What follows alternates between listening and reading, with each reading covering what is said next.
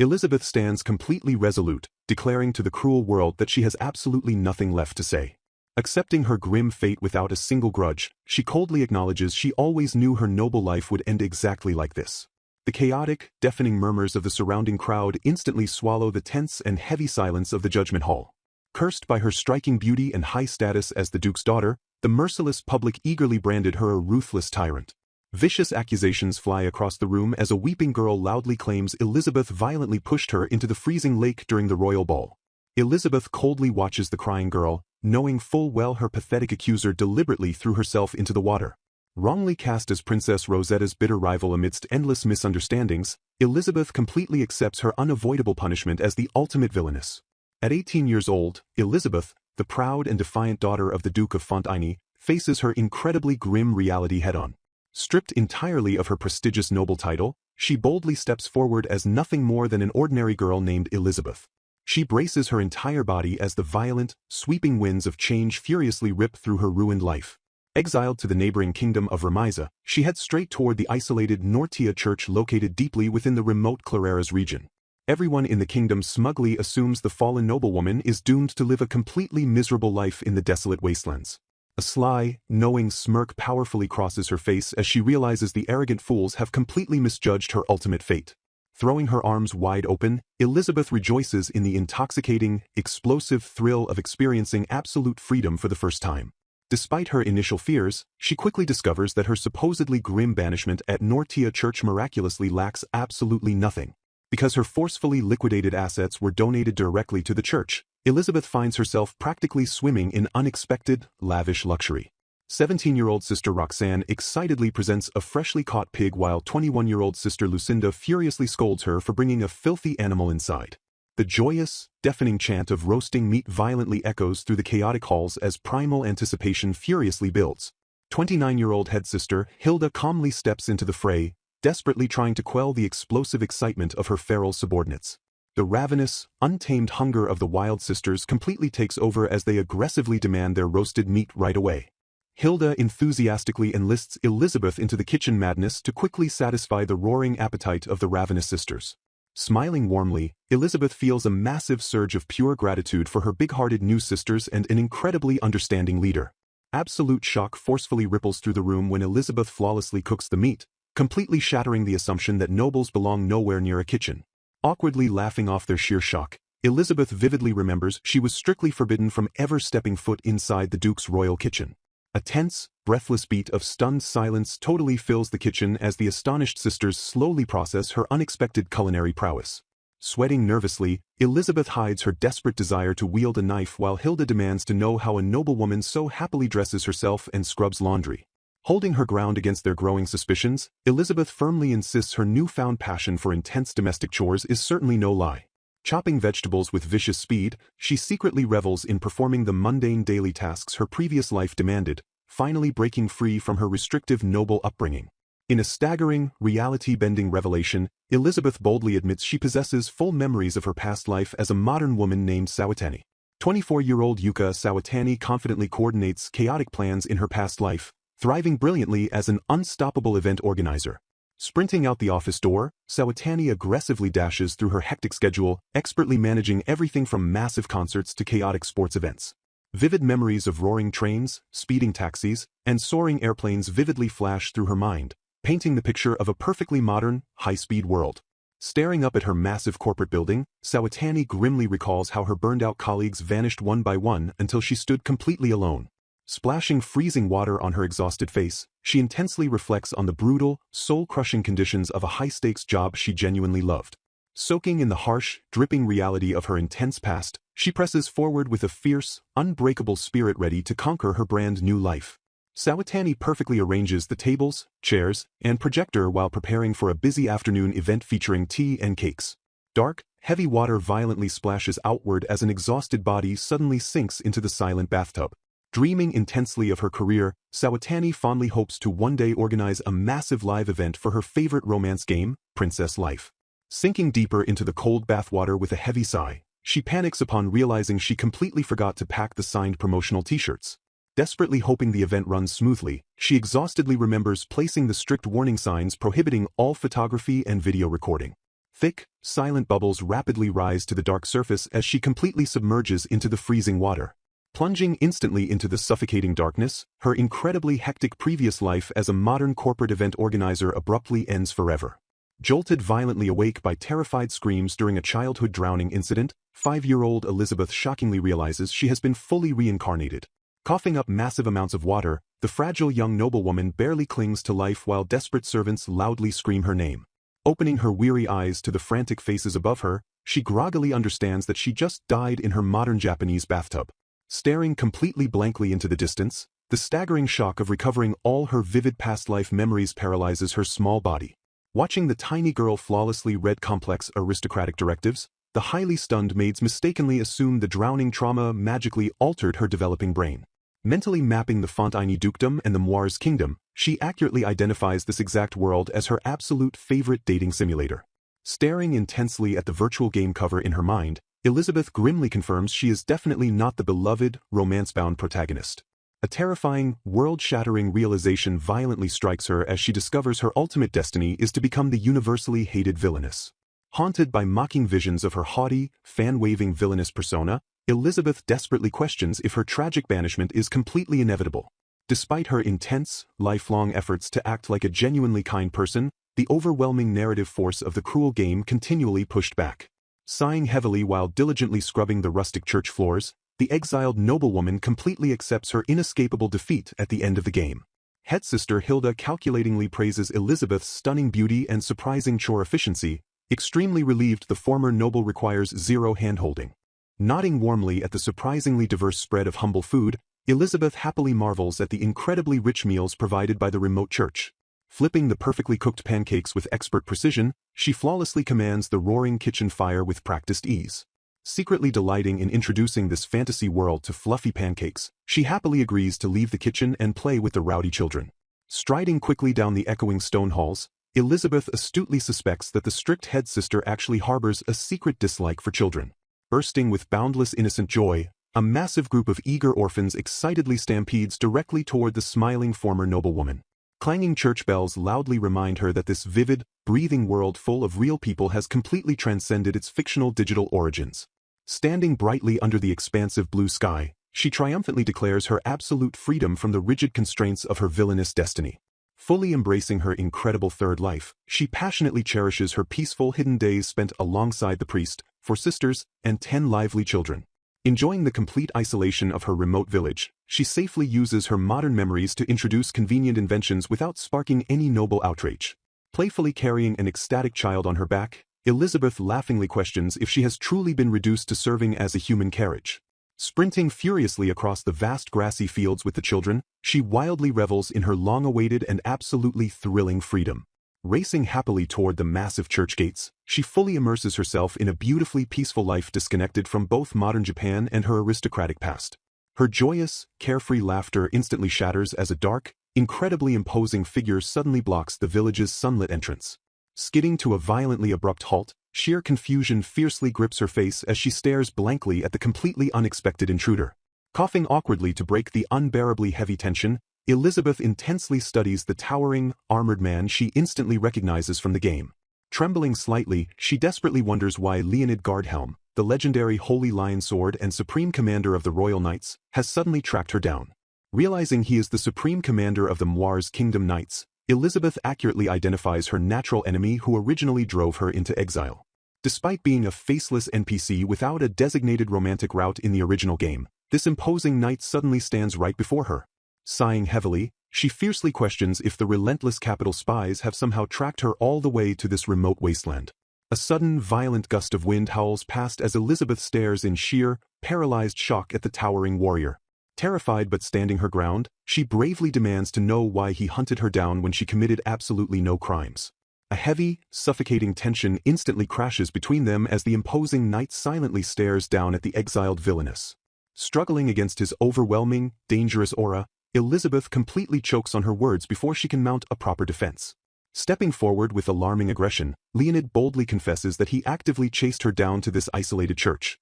Panicking as she attempts a desperate retreat, he furiously shouts that he will absolutely never let her escape his grasp.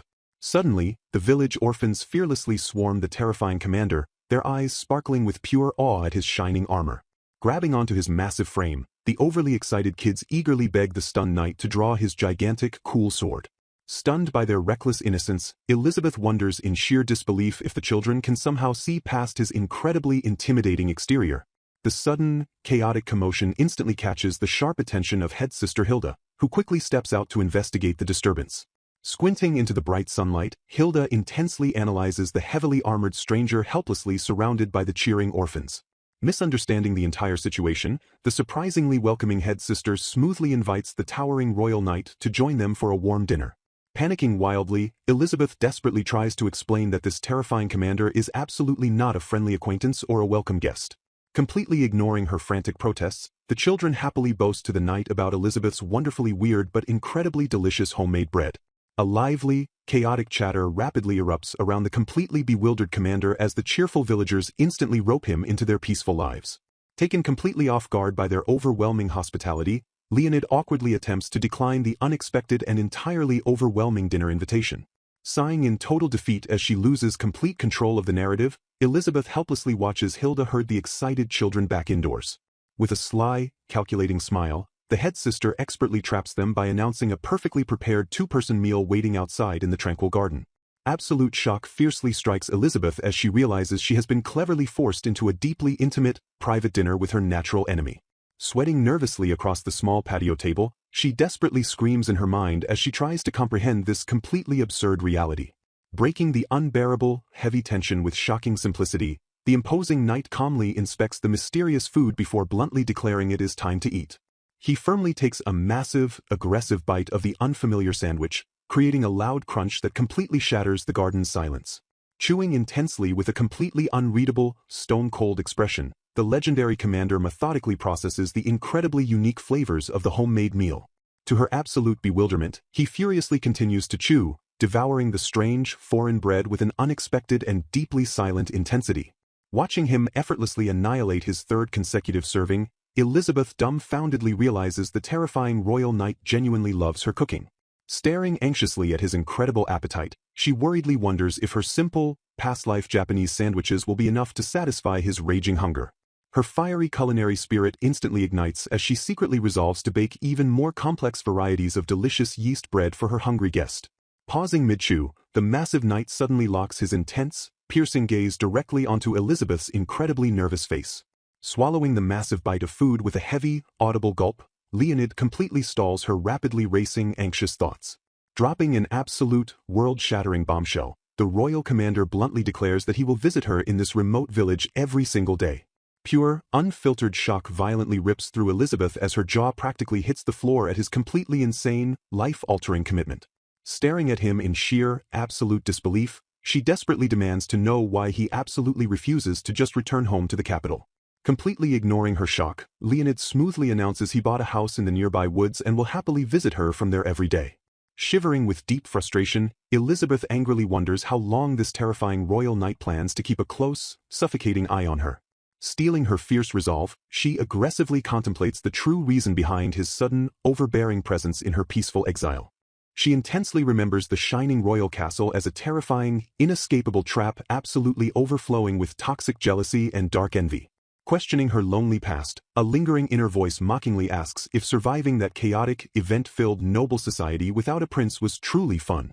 Staring blankly into the cold distance, Elizabeth grimly admits to herself that she never actually had a charming prince fighting by her side.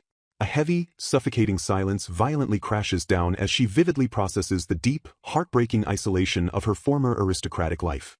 Her dark, swirling thoughts slowly drift back toward the distant capital where her miserable, inescapable destiny originally began. A sudden, violent gust of howling wind furiously rips through the quiet area, snapping her sharply back to the present reality. Shuddering in pure fear while the village children snore peacefully, she desperately wonders why the terrifying knight's imposing face suddenly dominates her thoughts. Miles away in the dark woods, a booming, triumphant scream violently shatters the absolute silence of the tranquil night. Panting heavily from intense physical exertion, the imposing Leonid aggressively throws himself down after finally securing his remote woodland home. Punching the air with explosive excitement, the fearsome commander wildly celebrates successfully speaking to Elizabeth and tasting her incredible home-cooked meal. Trembling with overwhelming joy, Leonid eagerly dreams of the glorious day they finally cross the massive, terrifying boundary from mere acquaintances to genuine friends. A deep, fiery blush completely takes over the legendary Holy Lion Sword's chiseled face as he fiercely imagines a closer relationship with the exiled Villainess. Thrashing wildly in pure romantic ecstasy, his massive frame completely shatters the fragile wooden bed, sending him crashing violently to the floor. Buried entirely under splintered wood, the completely flustered knight hopelessly scrambles through the chaotic wreckage of his absolutely destroyed furniture. Dark wings violently flap through the eerie night sky as the scene abruptly shifts to the incredibly grand mansion of the Count of Clararis. 26-year-old Lord Christheart sits in elegant, brooding silence, his incredibly sharp eyes intensely piercing through the dimly lit, luxurious room. Pouring expensive wine with calculated grace, a loyal servant quietly notes that the wild wolves are howling with extremely unusual aggression tonight. Sipping his dark drink, Christheart's servant slyly suggests the disruptive noise is actually the legendary Holy Lion Sword forcefully invading their peaceful territory. A dark, knowing smirk slowly creeps across Lord Christheart's handsome face as he coldly chuckles at the terrifying knight's incredibly loud arrival. Leaning back in sheer, arrogant disbelief, the cunning count genuinely questions why the kingdom's supreme military leader suddenly relocated to this desolate wasteland. Far away in his ruined cabin, the completely exhausted commander heavily pants while desperately trying to salvage his utterly destroyed sleeping quarters. A heavy, anticipatory silence completely descends upon the world as the explosive next chapter of the dramatic saga officially begins. 26-year-old Count Christheart methodically signs a massive stack of critical documents with a fiercely scratching quill. The young nobleman continues his tedious administrative paperwork while sitting quietly within his incredibly grand, dimly lit study. He intensely reflects on his immense power and heavy responsibilities, having proudly inherited his prestigious count title exactly 5 years ago. Carefully reviewing recent village events, Christheart recalls that the exiled duke's daughter seems surprisingly polite and absolutely nothing like her vicious rumors. A sudden, explosive series of massive thuds violently interrupts the count as he thinks about his territory's highly disruptive second new resident. Bursting forcefully through the heavy wooden doors, the towering royal knight perfectly announces his incredibly loud and unceremonious arrival. Turning instantly on his armored heel, the completely unpredictable commander inexplicably attempts to leave the room mere seconds after stepping inside. Furious at the abrupt departure, Christheart loudly demands the supreme knight practice proper aristocratic etiquette and deliver a full report regarding the barn. Leonid bluntly refuses to provide any tedious report, flatly declaring he only came to collect his beloved horse as previously instructed. Staring in pure, unfiltered disbelief at his incredibly dense childhood friend, Christheart internally groans at Leonid's famously terrible and awkward conversation skills. The count expresses absolute, sheer shock that the royal knight actually brought his beloved warhorse and genuinely intends to stay hidden here for a full year. Leonid coldly explains that his unprecedented year-long royal vacation actually gives his incredibly overworked subordinates a desperately needed break from his intense presence. A deeply heavy, suffocating silence violently crashes down over the luxurious office as Christheart fiercely processes the hulking knight's completely ridiculous logic. Taking a slow, extremely tense sip of his dark wine, the sharp nobleman carefully studies his heavily armored, utterly oblivious oldest friend. Christheart sharply realizes that despite their deep childhood bond, it has actually been 5 incredibly busy years since they last spoke privately like this. The young count fondly recalls how the legendary Holy Lion Sword bravely saved him from a highly vicious, deadly bandit attack 5 years ago. Tilting his massive head in complete and utter confusion, the dense commander perfectly proves he has absolutely zero memory of that life-saving heroic incident. Christheart deeply sighs in total defeat as he confirms his strong suspicion that the hulking knight completely forgot saving him from certain death. Gently tracing the violently faded scar on his neck, the count quietly vows to fully repay the massive, unbreakable life debt he owes the oblivious commander. Determined to fiercely support his oldest comrade, Christheart actively searches for any possible, strategic way to help Leonid succeed in his secret romantic endeavors. Suddenly shifting gears with terrifying precision, the sharp count casually mentions that a dangerous group of petty thugs has recently infiltrated the peaceful village. Instantly entering full combat mode, Leonid aggressively demands the bandits' exact numbers while Christheart calmly suggests he heroically patrol the area during his vacation. Eagerly accepting the dangerous mission, the massive knight fiercely declares he will absolutely crush the outlaws to ensure the innocent villagers' complete safety. With a highly calculating, devious smirk, Christheart smoothly advises his incredibly dense friend to treat this violent patrol mission as a highly convenient excuse. The cunning count slyly points out that heroically patrolling the village gives Leonid the absolutely perfect, completely natural excuse to visit the exiled duke's daughter. Christ Heart internally laughs at the towering commander, genuinely amazed that Leonid foolishly believes his glaringly obvious romantic crush remains a tightly guarded secret. Gripping his elegant desk tightly, the Count passionately cheers on his oblivious friend, swearing to use his vast resources to help him capture his target's heart. Suddenly struck by a massive, chaotic revelation, Leonid abruptly announces that the new village sister absolutely loves horses before bolting wildly for the exit. Left completely and utterly baffled, the Count loudly questions what he is possibly supposed to do with that incredibly random piece of information. Sprinting away with terrifying, explosive speed, Leonid violently slams the heavy office doors completely shut, shaking the very foundation of the grand mansion. Listening to the roaring hooves rapidly fading into the night, the exhausted Count dramatically sighs, realizing he must work significantly harder to help this massive idiot. Christ Heart highly anticipates the incredibly chaotic, explosive clash inevitably coming between the eccentric, exiled noblewoman and the absurdly dense royal knight. Staring thoughtfully out the massive glass window, the young Count eagerly wonders what thrilling, game-changing events will forcefully erupt between the strange pair. Miles away in the freezing night, the completely oblivious Elizabeth violently sneezes, entirely unaware of the massive romantic storm wildly charging straight toward her. Gratefully delivering fresh provisions, the young woman urges a sickly resident to eat well and rest. She warmly promises to bring more next time, delighted that her delicious food is deeply appreciated despite its short shelf life. Bouncing away with a joyful smile, she revels in the high praise and bids a cheerful farewell to her neighbor. Her eager footsteps echo loudly as she immediately turns her attention toward her next designated delivery target. Suddenly, an unexpected obstacle violently jolts her out of her cheerful, fast-paced momentum. A massive figure abruptly blocks her path, bluntly warning her to watch her step before she gets seriously hurt. Trembling with sudden dread, she desperately wonders if this towering, silent man is a dangerous stalker invading her life. After she nervously declines his unspoken, looming offer, the giant wordlessly mounts his massive steed. To her utter dismay, the heavily armored knight firmly declares he is on patrol and begins tracking her every move. Trapped in an incredibly awkward situation, she stares blankly as heavy hooves clop menacingly beside her in the street. Attempting to break the suffocating tension, she nervously compliments the incredibly muscular build of his powerful horse. The immense beast plods forward silently, its sheer physical presence completely dominating the narrow path. Upon learning the mighty horse's name is Florestano, she shockingly realizes the knight shadowing her is none other than Sir Leonid. Brushing off rigid formalities, he casually insists she call him Leo while she ponders a matching nickname for his steed. Startled by his strangely casual request, she stammers about his vacation status and heavily hesitates to drop his official title. Begrudgingly accepting this strange new dynamic, she internally sighs at the massive, unstoppable headache trailing behind her. A sudden wave of serious determination washes over them as they finally arrive at their fateful, intended destination. The imposing, fortified facade of the grand building looms ahead, promising an intense and difficult confrontation. A fierce argument erupts at the gate as a stern guard aggressively blocks Sister Elizabeth from visiting the allegedly ill young lady. Desperate to bypass the stubborn guards, she frantically pleads for Leonid to step in and forcefully clear the path. With a terrifying calm, Leonid asks if he should breach the massive doors just enough for her to quickly slip inside. In a burst of explosive power, the towering knight brutally forces the heavy gate open and utterly crushes the resistance. Gasping in awe at the sheer, effortless destruction, she weakly thanks the giant for instantly obliterating the royal barricade. Though deeply nauseated by his terrifying aura, she begrudgingly admits that having this absolute monster on her side is highly advantageous. Standing like a sacred, impenetrable lion guarding the breached gates, Leonid's intimidating presence completely silences any further opposition. Approaching the dark inner sanctum, she gently knocks and calls out to Charlotte in hopes of a peaceful conversation.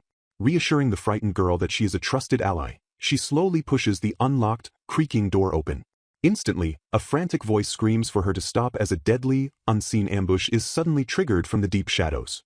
To her absolute horror, the deadly, unmistakable twang of a hidden crossbow sharply echoes through the dimly lit room. A lethal bolt slices violently through the stagnant air, hurtling directly toward her completely unprotected face. In a blinding flash of superhuman reflexes, Leonid effortlessly snatches the deadly projectile right out of mid-flight. A breathless, incredibly heavy silence crashes over the room as the terrifying reality of the near-fatal assassination attempt fully sets in. Still violently shaking from the massive adrenaline spike, she stammers out a weak reassurance that she is perfectly unharmed thanks to her monstrous bodyguard. Depicting a cheerful and lively countryside setting with characters bustling about in the background. Charlotte sneers at the intruder, mockingly asking if she expects forgiveness just because the deadly projectile was fired from a mere toy. Terrified by the sheer destructive force, Charlotte realizes the toy could have easily caused a fatal injury, cementing her view that drawn weapons equal immediate hostility. Elizabeth firmly orders the aggressive intruder to leave, mentally connecting his incredible physical strength with the impossible feat of catching and crushing an arrow mid-flight. Stubbornly refusing the early Sunday Mass invitation, Charlotte fiercely demands that the famous Duke's daughter pack up and leave her home at once.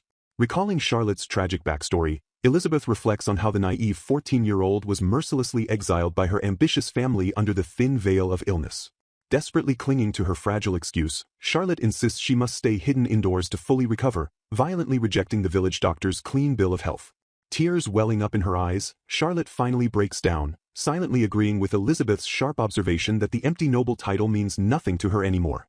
With sudden, shocking intensity, Elizabeth forcefully slams her hands against the wall, declaring with absolute certainty that the tragic exile is not Charlotte's fault.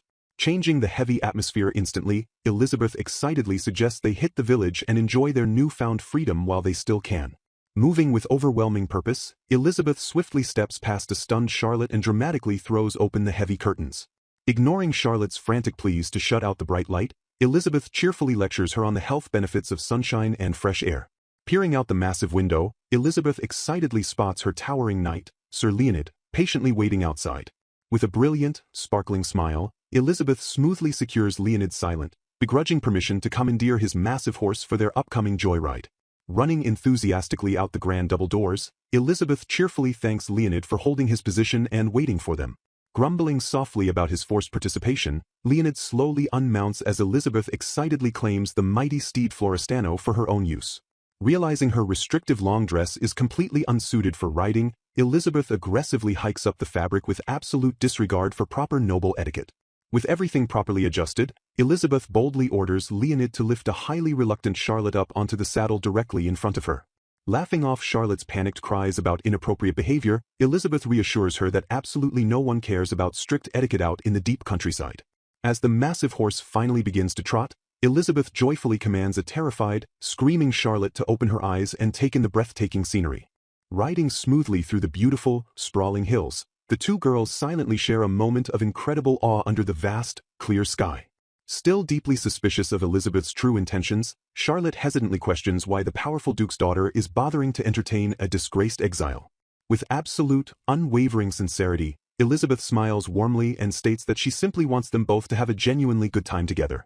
Caught completely off guard by the profound simplicity of the answer, Charlotte stares blankly, her mind racing to process Elizabeth's incredibly genuine warmth. Elizabeth confidently explains that their mutual exile from suffocating noble obligations is the perfect excuse to finally live wildly and exactly as they please. Glancing nervously at the towering knight trailing them, Elizabeth playfully complains about the incredibly intense, watchful eyes constantly tracking her every move. Bonding over their shared status as outcasts, Elizabeth firmly declares she will never abandon Charlotte, vowing to protect her newfound friend at all costs. As the grand, scenic tour comes to a peaceful end, the majestic steed slowly halts atop a beautiful, overlooking hill. Scanning the gorgeous landscape, Elizabeth happily decides the quiet hilltop is the absolute perfect spot for their highly anticipated outdoor picnic.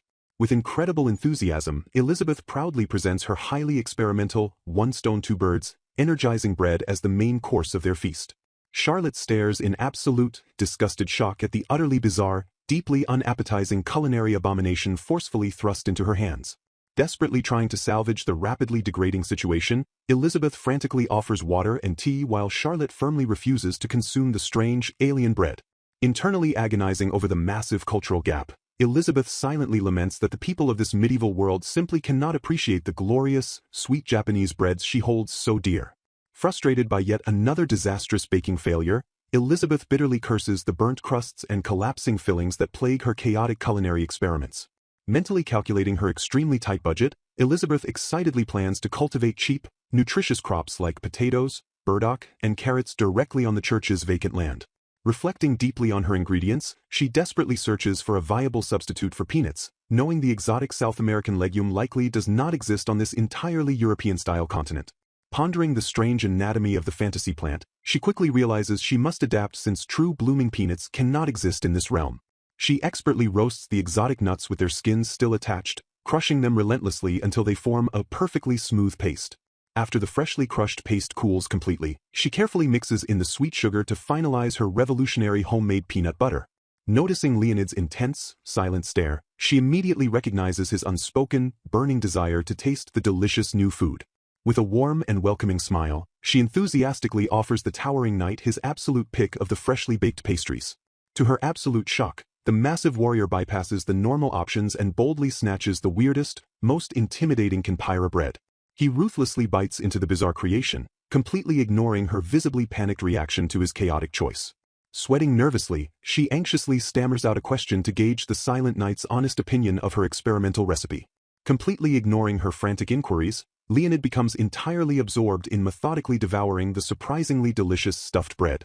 Hesitantly reaching toward the strange spread, Charlotte cautiously decides to finally try one of the mysterious, foreign pastries. Carefully scanning the woven basket, the wary noble girl strategically selects the most harmless-looking bun available to avoid culinary disaster. Taking a tiny, cautious bite, Charlotte instantly experiences the unimaginably rich, demonic flavor explosion of the peanut butter. A blinding wave of sheer culinary euphoria completely washes over the young girl's previously skeptical mind. Beaming with absolute triumph, Elizabeth rejoices that her relentless cooking efforts successfully brought her new friends such immense happiness. Chewing enthusiastically, Charlotte marvels aloud at the incredibly soft texture and the surprisingly sweet, rich filling hidden inside. Meanwhile, the stoic Leonid utterly obliterates the remaining pastries in a terrifyingly efficient, silent eating frenzy. Watching him eat, Elizabeth mentally notes that his perpetually scowling face remains incredibly intimidating even while enjoying a world-class meal. Determined to break his icy exterior, she vividly imagines what the imposing, dangerous knight would look like with a bright, genuine smile. Her fiery spirit as a former event organizer fiercely ignites as she internally vows to completely erase that permanent scowl from his rugged face. Both satisfied guests politely thank her for the fantastic meal, finally breaking the intense, food-focused silence of the picnic. Turning her warm attention back to Charlotte, Elizabeth gently asks if the experimental feast met her incredibly high noble standards.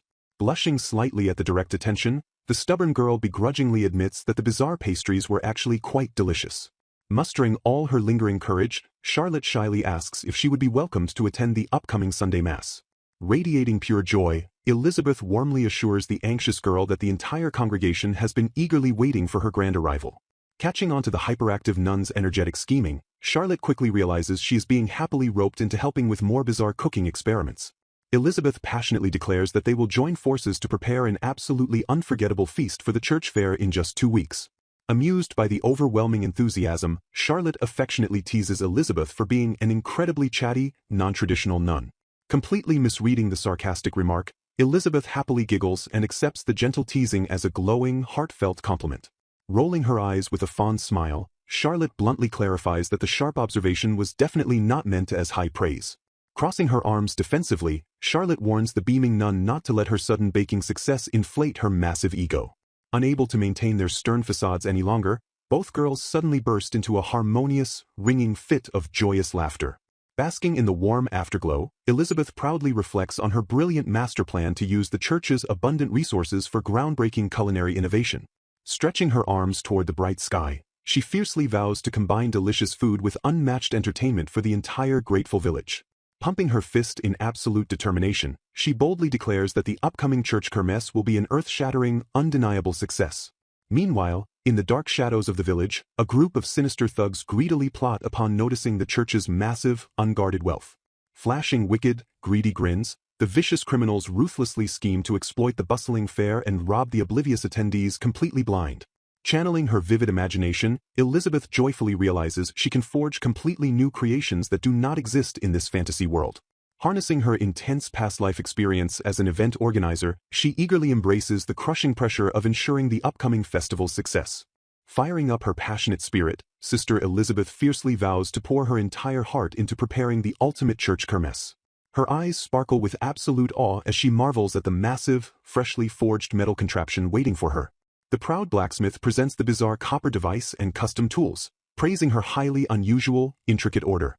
Suddenly, a terrifyingly large shadow falls over her, causing her to shriek as a deep voice speaks directly behind her. Whirling around in utter shock, she discovers the stoic Leonid casually standing there and frantically demands to know why he followed her to the forge.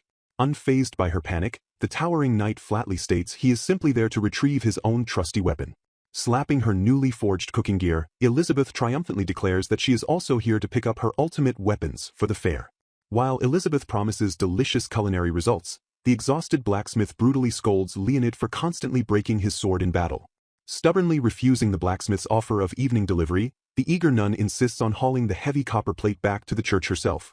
Trembling violently under the crushing weight, she desperately struggles to lift the massive copper contraption with her bare hands. Before she can collapse, Leonid effortlessly snatches the incredibly heavy metal plate right out of her shaking grip. Casually delaying his own sword retrieval, the mighty knight seamlessly hoists her bulky equipment and escorts her back to the Nortia church. Blushing fiercely, Elizabeth frantically tries to dismiss the grinning blacksmith's assumption that the towering warrior is her personal bodyguard. Staring at his broad back, she silently marvels at the sheer, overwhelming physical power of the mighty knight commander. She quietly reflects that her chaotic new life might actually be manageable as long as she avoids any catastrophic blunders. A warm smile graces her face as she happily admits that having such a formidable giant willingly helping her is an incredible blessing. Suddenly realizing she has fallen far behind his massive strides, she breaks into a frantic, clumsy sprint to catch up. Panting heavily, she finally reaches his side and falls into a peaceful, rhythmic step beside the towering knight.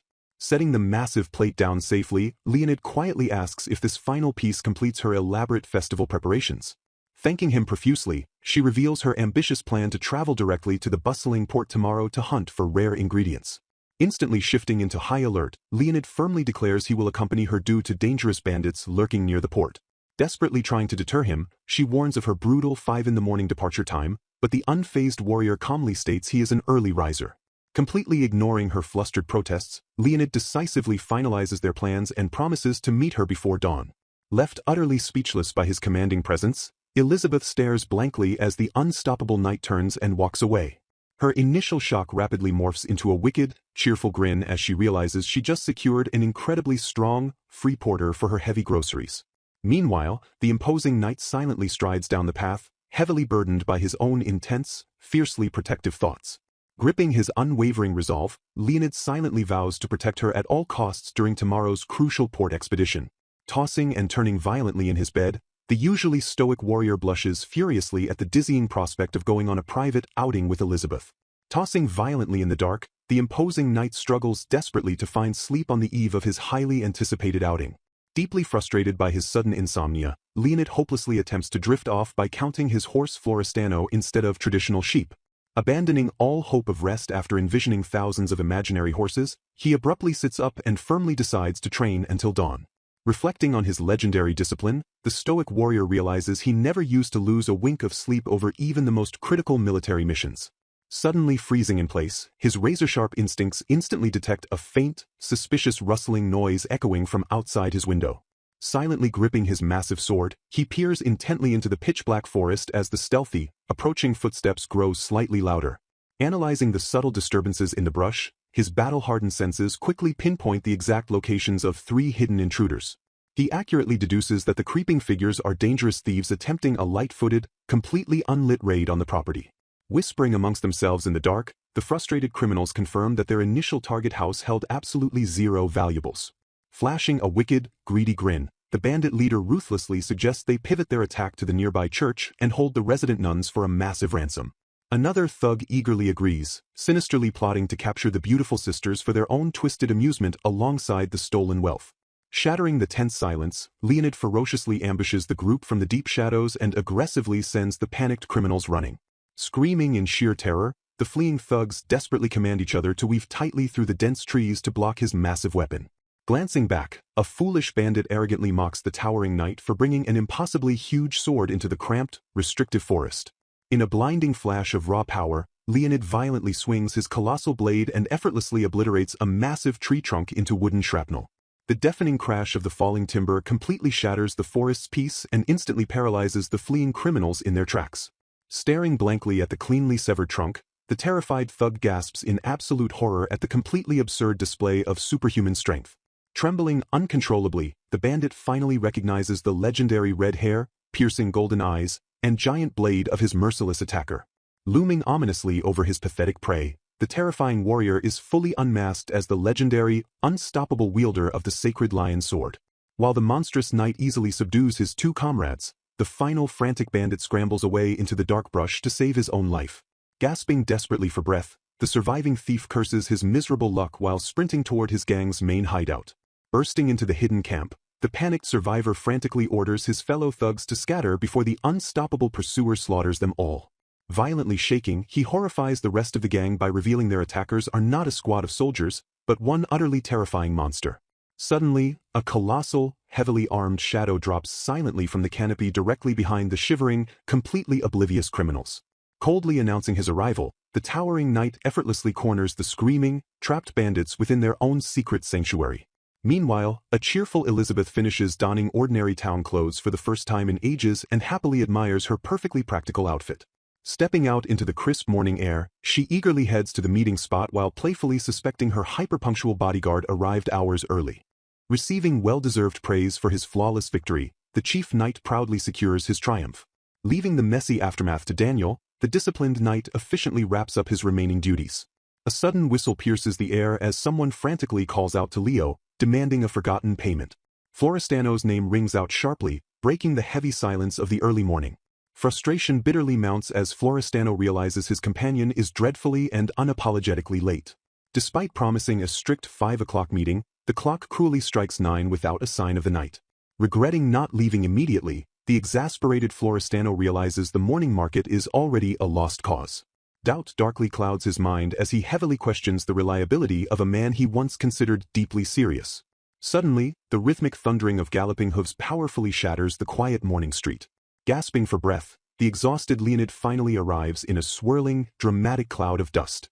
Furious at the terrible delay, Florestano unleashes a merciless barrage of angry scolding. Demanding a valid explanation, he sharply questions if the latecomer foolishly fell back asleep. Lashing out with bitter regret, Florestano demands at least a pathetic excuse for the horrific tardiness. Smirking with unshakable confidence, Leonid boldly declares that he always honors his sacred promises. Tossing over a heavy bag, Leonid commands his companion to mount up, completely dismissing the missed morning market. Stunned by the sudden, commanding shift in tone, Florestano realizes they can still rush to catch the midday market. With a fierce cry of absolute determination, they launch forward into an explosive, breakneck gallop. Terrified by the blistering, uncontrollable speed, the passenger screams out in sheer, unadulterated panic. Before another desperate word of protest can be formed, the fierce wind violently steals his breath away. Commanding him to hold on tight, Leonid strictly warns Florestano not to bite his tongue as they relentlessly surge forward. Marveling at their steeds' incredible swiftness, Florestano feels a sudden, exhilarating spark of hope that they will actually make it. They blaze fearlessly across the open landscape, a blurry phantom violently racing against the unforgiving clock. The relentless, deafening pounding of hooves echoes wildly as they aggressively close in on their destination. A massive, chaotic roar of bustling crowds completely swallows them as they boldly plunge into the vibrant marketplace. Overwhelming relief instantly washes over Florestano as he discovers the bustling stalls are miraculously still open for business. Declaring a cruel punishment for the dreadful delay, Florestano forces Leonid into an exhausting, endless shopping spree. Accepting his grim fate with a stoic, silent nod, Leonid faithfully agrees to the grueling escort mission. A snooty merchant coldly refuses to sell precious sugar to commoners, dismissing them entirely until Leonid forcefully steps up. Revealing a heavy, pure silver token to the stunned crowd, Leonid silently asserts his undeniable, towering authority. Instantly terrified by the royal insignia of the Lion Knight, the groveling merchant frantically hands over 5 required packets. Suddenly, an urgent, booming voice violently cuts through the crowded marketplace, desperately seeking their immediate attention. A rugged fisherman proudly holds up a bizarre, squirming catch, loudly questioning if the strange octopus is what they seek. Overjoyed by the slimy, miraculous discovery, Florestano aggressively stops the hungry fisherman from devouring the rare prize. Screaming to keep the bizarre creature entirely alive, he violently yanks the squirming beast away from the man's eager grasp. The slimy, writhing tentacle snaps back with a loud, sickening squelch as the chaotic struggle reaches a messy, unpredictable climax. Joyous, uncontrollable laughter brilliantly erupts from the exhausted duo, echoing brightly and warmly through the lively market. Mocking the Grand Knight-in-Chief's ridiculous expression, Elizabeth softly smiles to herself. A sudden, sharp rustle loudly breaks the comfortable silence as she turns and calls out to Leonid. Expressing her sincere gratitude, she warmly thanks the knight for helping carry her heavy purchases earlier. Leonid casually dismisses his watchful gaze as a mere observation, but she playfully argues the outing was a complete disaster. Smirking sharply, she questions if his feigned ignorance was a calculated tactic to see if she would escape through the port. Confidently shutting down his lingering suspicions, she declares she has absolutely no intention of fleeing because her current life is incredibly amusing. Piercing her with a heavy, unreadable stare, Leonid silently absorbs her surprisingly bold declaration. Suddenly realizing his massive slip-up, a shocked Leonid accidentally starts to call her Elizabeth before violently cutting himself off. Swiftly recovering from the dangerous near-miss, she apologizes for drinking too fast while noting how dangerously close he came to ruining her disguise. Breathing a heavy sigh of sheer relief, she drops the tense subject with a simple, settling word of acknowledgement. Later that quiet evening, she meticulously organizes her dimly lit room in preparation for the upcoming festivities. Wondering if she has successfully gathered everything she needs, her deep focus is suddenly shattered by a crisp knock at her door. Pulling the heavy door open, she is immediately met with a polite evening greeting from her entirely unexpected visitor. Shocked to see the Lord standing there at such a late hour, she quickly assures him that the chief knight already helped her secure everything for the bazaar. Harboring bitter frustration over Leonid's earlier tardiness, she angrily vows to never wait for him again while the Lord happily notes Leo's smooth integration. Sensing her lingering anger, the Lord mysteriously questions what happened the previous night, revealing that Leonid kept a massive secret from her.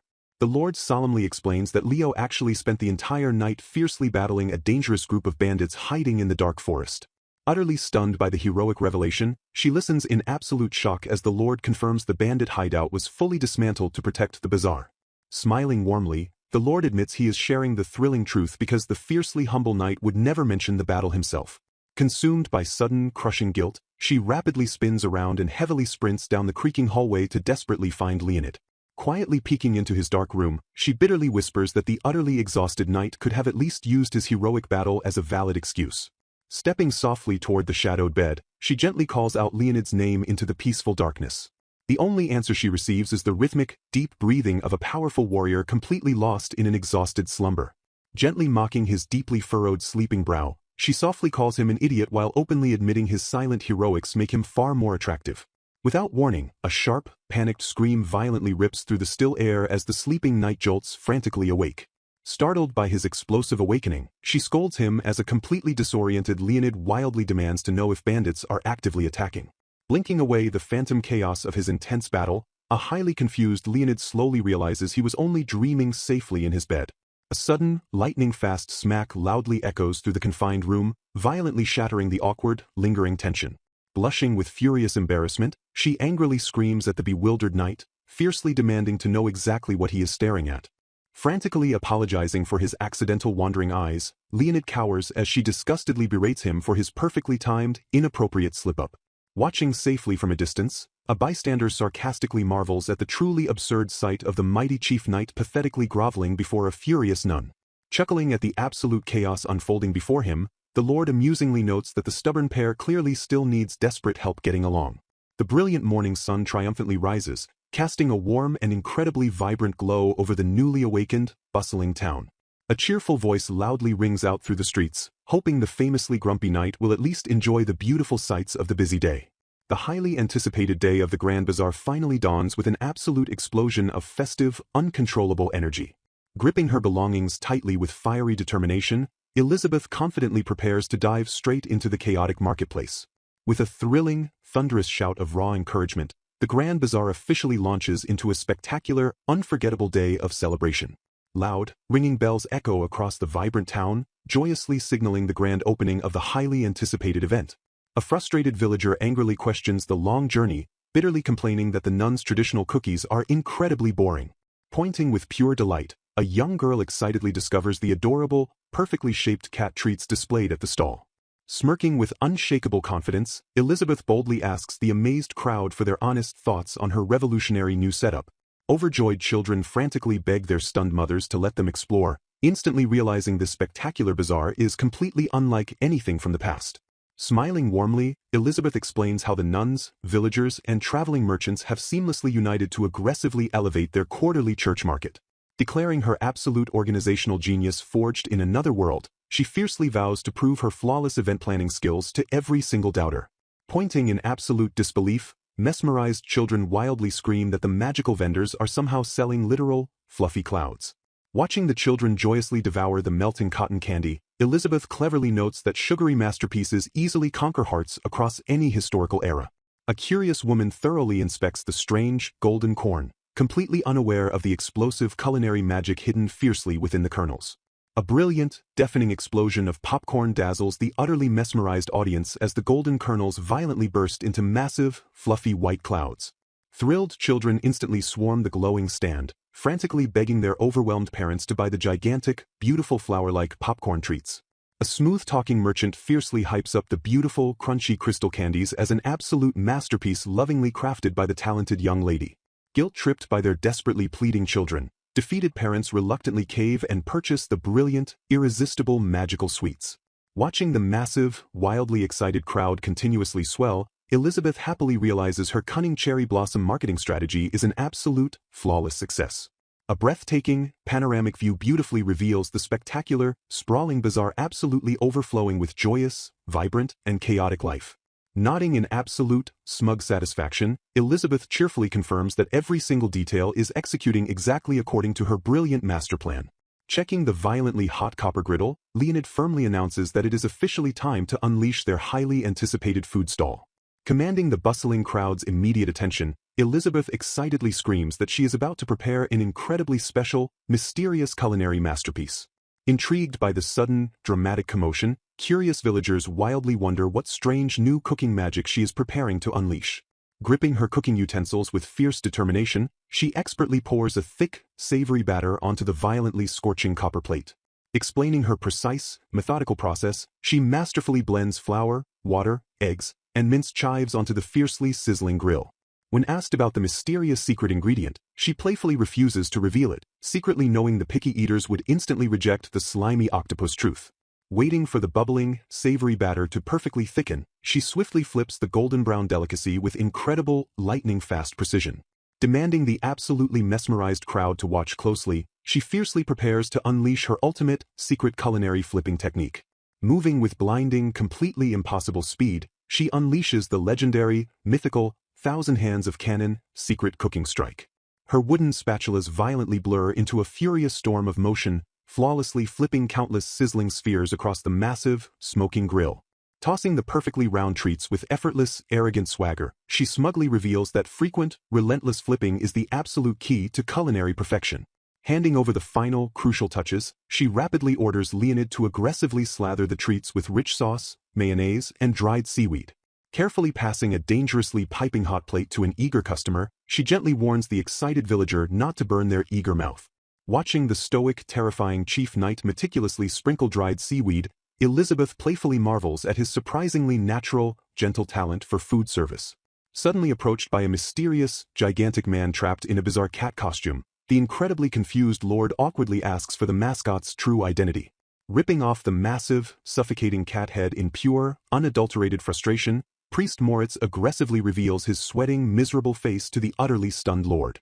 Startled by the furious priest's sudden, aggressive outburst, the lord awkwardly points out that the fluffy mascot is strictly supposed to act like a cute cat. Bitterly defending his massive, humiliating sacrifice for the bazaar's ultimate success, Moritz hilariously shifts back into character and warmly wishes Lord Cristohart a fun, meowing day. Wiping the exhausting, heavy sweat from her brow, Elizabeth gratefully hands a massive, freshly cooked portion over to the silently waiting Leonid. Blushing softly with genuine gratitude, she shyly admits she loaded his massive, special portion with extra ingredients as a heartfelt reward for his relentless help. Pure horror violently strikes as the foolish, starving knight aggressively shoves the entire, boiling hot treat into his mouth in one massive, agonizing bite. Gasping for desperate, painful breath, the severely burning knight violently chokes as Elizabeth hilariously scolds his absolute, complete lack of self-preservation. Ordering the wheezing, suffering knight to take a well-deserved break, she gently commands him to fetch the remaining ingredients while safely cooling his burning mouth inside the church. A soft, suspicious crunching sound breaks the peaceful silence as someone begins to cautiously chew the mysterious dish. Munching steadily on the strange food, the eater pleasantly notes that it actually tastes surprisingly delicious. Pondering the bizarre but satisfying flavor, he actively admires the unexpectedly perfect, chewy texture of the meal. Glancing over the remaining cooking supplies, he assumes these leftover ingredients are meant to be combined next for the upcoming batches. A sudden, squirming movement in the nearby bowl violently catches his undivided, intensely curious attention. Staring down in absolute horror, Leonid realizes the bizarre, talking octopus is the exact same slimy creature that nearly ate him earlier. Pure shock violently registers across his face as the horrifying, disgusting truth fully dawns on his bewildered mind. Meanwhile, a grateful elder warmly praises Earl, proudly declaring that the phenomenal bazaar is a massive success entirely because of her relentless effort. Humbly waving off the immense praise, Earl awkwardly attempts to redirect the conversation away from her own heroic achievements. Smiling warmly, the elder earnestly insists that her brilliant arrival has fundamentally changed both Clara's and Nortia for the absolute better. Blushing furiously, Earl modestly protests the overwhelming compliments, insisting she strictly wanted the hardworking townsfolk to simply have fun. Just as the elder peacefully notes the bazaar is ending without a hitch, a terrified scream violently shatters the calm, joyous atmosphere. A massive wooden support pillar suddenly snaps, sending a heavy, dangerous tent crashing violently toward the completely helpless crowd. Exploding into action with blinding speed, Leonid instantly intercepts the collapsing structure and catches the colossal beam single-handedly. Gasping in pure relief, the terrified bystanders realize the monstrous catastrophe was miraculously averted by mere, precious inches. Standing tall like an immovable mountain, the stoic knight effortlessly supports the crushing weight of the entire ruined tent canopy. Apologizing profusely for the shoddy craftsmanship, the immensely grateful stall owner fervently promises to build significantly stronger tents next time. Rallying together with renewed energy, the resilient villagers quickly scramble to hoist the fallen canvas and seamlessly rebuild the collapsed structure. Sharing a quiet, tender moment amidst the bustling cleanup, Earl happily accepts a delicious treat as romantic tension subtly fills the air. Concluding with absolutely massive profits and full stomachs, the spectacular, wildly successful bazaar finally draws to a peaceful, truly joyous close. A heavy pouch of hard-earned coins lands firmly on the wooden table, signaling the final, highly satisfying transaction of the exhausting day. Pausing in sudden surprise, a gentle, hesitating hand reaches out softly toward another waiting palm. Strong, warm fingers gently but firmly wrap around the offered hand, beautifully sealing a silent, deeply meaningful connection between them. A sudden, breathtaking spark of pure emotion jolts through them as their warm hands firmly and perfectly intertwine. Sharing a radiant, profoundly warm smile, the two officially solidify their deeply growing, absolutely undeniable romantic bond. Gazing toward the bright future, Earl sincerely prays this simple, beautifully joyous lifestyle will continue flawlessly forever in their peaceful town. Far away from the peaceful village, the grand, imposing royal palace violently looms under the dark, unforgiving night sky. Inside the lavishly decorated princess's chamber, a deeply frustrated voice violently curses the suffocating, intensely oppressive darkness. A mysterious, cloaked intruder aggressively throws open the massive balcony doors, stepping boldly into the moonlit royal bedroom. Pulling back his dark hood, the handsome Claude dramatically declares he has finally arrived to bravely rescue his desperately waiting beloved. Tears of sheer, overwhelming joy instantly flood Princess Rosetta's eyes as she desperately whispers her brave savior's name into the quiet night. Colliding in a fierce, deeply passionate embrace, the two forbidden lovers tightly hold each other against the dangerous, looming darkness. Begging with desperate, burning urgency, Rosetta violently pleads for Claude to completely steal her away from this miserable golden prison. Swearing absolute, unwavering devotion, Claude fiercely promises to fulfill her wildest desire and boldly proposes an immediate, deeply secret marriage. Plotting their daring escape, they excitedly recall a legendary, hidden sanctuary in the Remaiser kingdom that safely marries defiant lovers without parental consent. With fierce, unstoppable determination, they both simultaneously realize their ultimate, romantic destination is the legendary Church of Nortia. Declaring he will rapidly secure a swift carriage, Claude confidently promises they will safely reach their sacred salvation by the very break of dawn. Throwing caution completely to the wind, the heavily devoted couple aggressively charges forward toward their ultimate, deeply sacred romance. Blazing a dangerous trail into the dark night, the two runaway lovers frantically race directly toward the waiting Church of Nortia. As the gentle morning light softly filters in, Claude warmly wakes his beloved, exhausted Princess Rosetta. Claude smoothly assures her they have finally crossed the border and will soon completely exit the incredibly dangerous woods. Peering nervously into the dark, threatening trees, they desperately pray they will not encounter any ruthless bandits along the way. Seeking fierce, undeniable comfort, the anxious runaway couple tightly squeezes their warm hands together in deep, silent solidarity. Promising absolute, unwavering protection, Claude fiercely declares that completely nothing can ever interfere with their sacred, destined love. Unbeknownst to the rapidly approaching, noisy carriage, a deeply peaceful Elizabeth genuinely enjoys her quiet freedom from suffocating noble obligations. Standing happily in the bright courtyard, the completely banished noblewoman thoroughly relishes her incredibly simple, delightfully peaceful new life. Wiping the final, stubborn smudge away, an exhausted but highly satisfied Elizabeth happily finishes polishing the massive, gleaming goddess statue. She respectfully contemplates the mighty goddess Helvela, the supreme, ruling deity over the sprawling kingdoms of Remisa and Moires. Faithful, devoted villagers constantly offer fervent prayers to the beautiful statue, believing her sacred lilies can magically transform into a protective sword. Rallying the eager, bustling church staff, the cheerful head priest excitedly announces it is finally time to welcome the mysterious eloping couple. Chuckling with deep, warm pride, he happily reminds the busy nuns that hosting highly secretive, romantic elopements is their absolute greatest specialty. Recalling the incredibly strict, oppressive laws of this world, Elizabeth seriously notes that legal marriage usually demands both sacred vows and absolute parental approval. Smirking cleverly to herself, she happily reveals that desperate lovers can brilliantly bypass these rigid restrictions under certain, specific magical conditions. Unlike the brutally strict kingdom of Moires, the neighboring kingdom of Remisa wonderfully allows defiant couples to completely skip the grueling parental consent requirement. Trembling with sheer, uncontrollable excitement, Elizabeth eagerly anticipates blessing her very first runaway, fiercely romantic star-crossed couple as a devoted nun. Still buzzing with chaotic, playful energy from the recent bazaar, the overjoyed priest hilariously strikes a bizarre, wildly enthusiastic cat pose in pure celebration. Lost in a wild, sweeping romantic fantasy, Elizabeth desperately imagines a thrilling, forbidden love story violently bridging drastically different social classes. Pumping her clenched fist with explosive, fiery determination, she fiercely vows to deliver an incredibly beautiful, completely unforgettable wedding ceremony.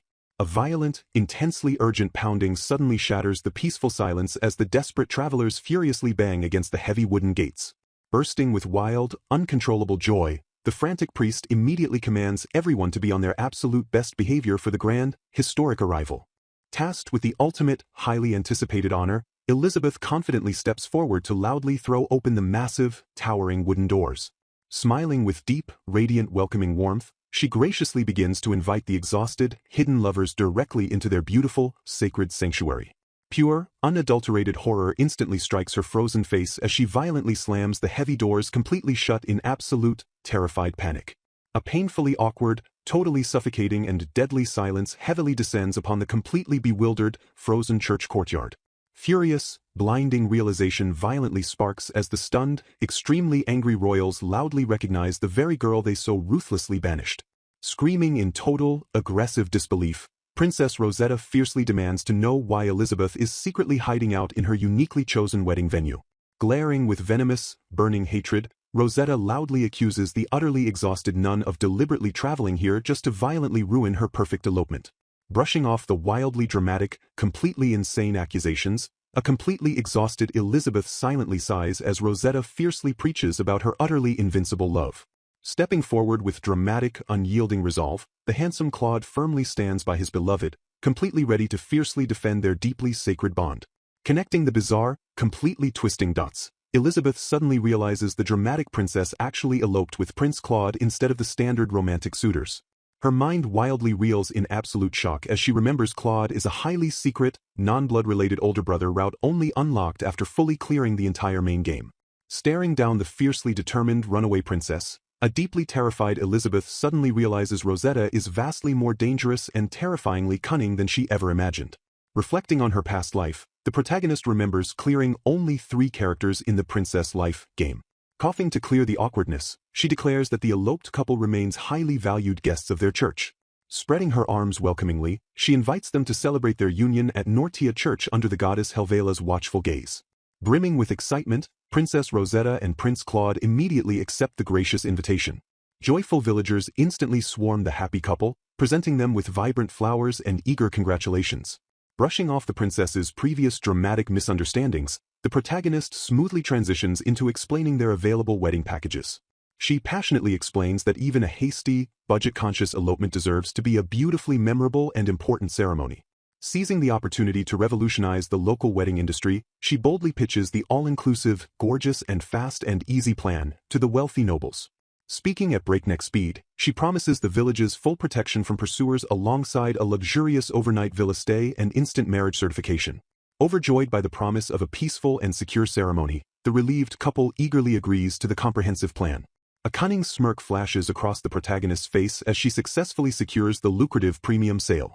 Clearing her throat with professional authority, she instantly signals the beginning of the grand wedding preparations.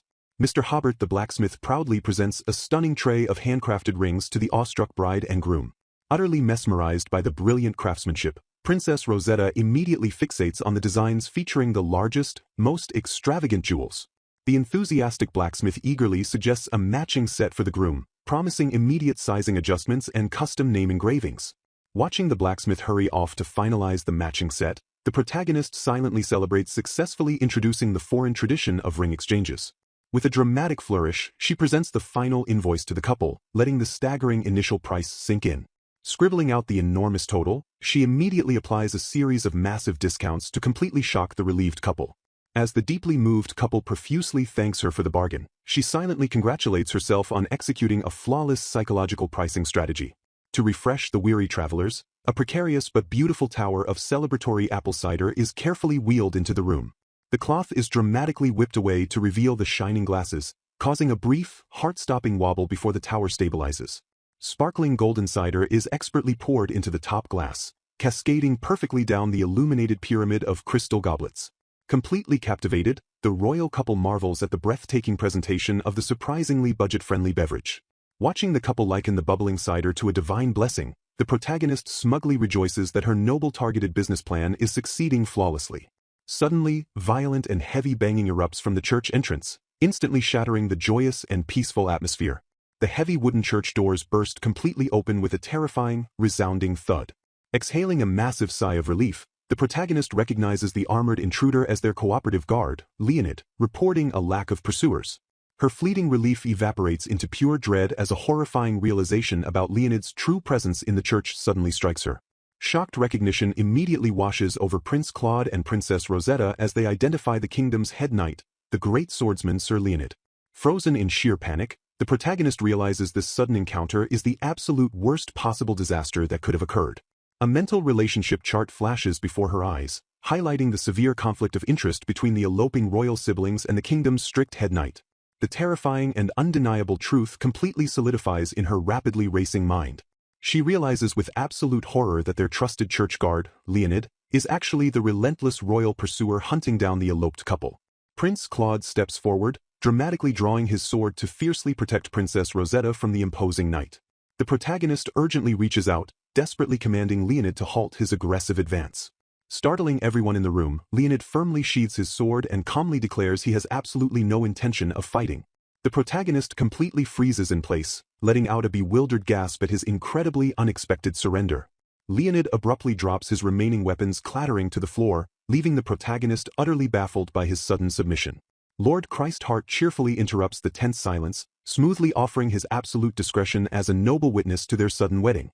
While Christheart genuinely invites the couple to enjoy their stay, he secretly sweats over the massive political implications of hiding the princess. The shocked protagonist stares in pure disbelief as both noblemen willingly choose to completely turn a blind eye to the royal elopement. She silently praises Christheart for brilliantly grasping the situation, feeling deeply relieved that even the strict Leonid understands the unspoken agreement. Hoping to swiftly avoid a devastating national scandal, Christheart politely attempts to excuse himself by violently tugging on Leonid's heavy cloak. Despite Christheart's frantic and desperate pulling, the daunting head knight remains absolutely rooted to the stone floor like an immovable mountain. Utterly exasperated by Leonid's stubborn refusal to budge, the protagonist frantically wonders if the massive knight completely failed to read the room. Taking absolute control, she firmly presses her hands against Leonid's armored back and decisively shoves him outside. Christheart watches in sheer amazement as the previously immovable juggernaut easily glides forward under the protagonist's surprisingly gentle push. Pivoting sharply, she enthusiastically redirects the bewildered couple, eagerly guiding the beautiful bride to her dress and the groom to the waiting priest. The heavy wooden doors forcefully shut as the rapid wedding preparations commence, perfectly isolating the happy couple safely inside. Marching fiercely across the crunching gravel, the frustrated protagonist angrily confronts the lingering Leonid in the quiet courtyard. Spinning around with undeniable irritation, she bluntly orders the knight to return home since his presence is absolutely no longer required. Looking visibly annoyed by her dismissal, Leonid stubbornly crosses his massive arms and flatly refuses to abandon his post. Poking him aggressively in the solid chest, she sharply reminds Sir Leonid Gardhelm of his highly precarious political position. She scolds him furiously, vehemently arguing that a high-ranking knight cannot possibly be seen openly supporting a forbidden royal wedding. Immediately regretting her fiercely harsh tone, she anxiously realizes she just scolded him with the forgotten authority of her former noble status. Catching her entirely off guard, Leonid stares intensely into her eyes and softly asks if she is genuinely worried about his well-being. Deeply flustered by his piercing gaze, she awkwardly confirms her concern while desperately reminding him of the vast gap between their social classes. Desperately trying to regain conversational control, she practically begs the stubborn man to care about his own reputation and just walk away. To her utter disbelief, Leonid simply slides 2 tiny steps backward and completely seriously asks if that minimal distance counts as leaving. Furious at his absolutely ridiculous logic, she exasperatedly accuses the silent knight of secretly plotting to violently ruin the royal ceremony. Rejecting her wild accusation with a simple shake of his head, he remains stubbornly tight-lipped, forcing her to carefully pry the truth out. Slowly dropping to one armored knee in a highly reverent bow, Leonid hesitates painfully before finally attempting to confess his deeply hidden feelings. Looking up with undeniably raw sincerity, the imposing head knight softly and simply admits that he is incredibly worried.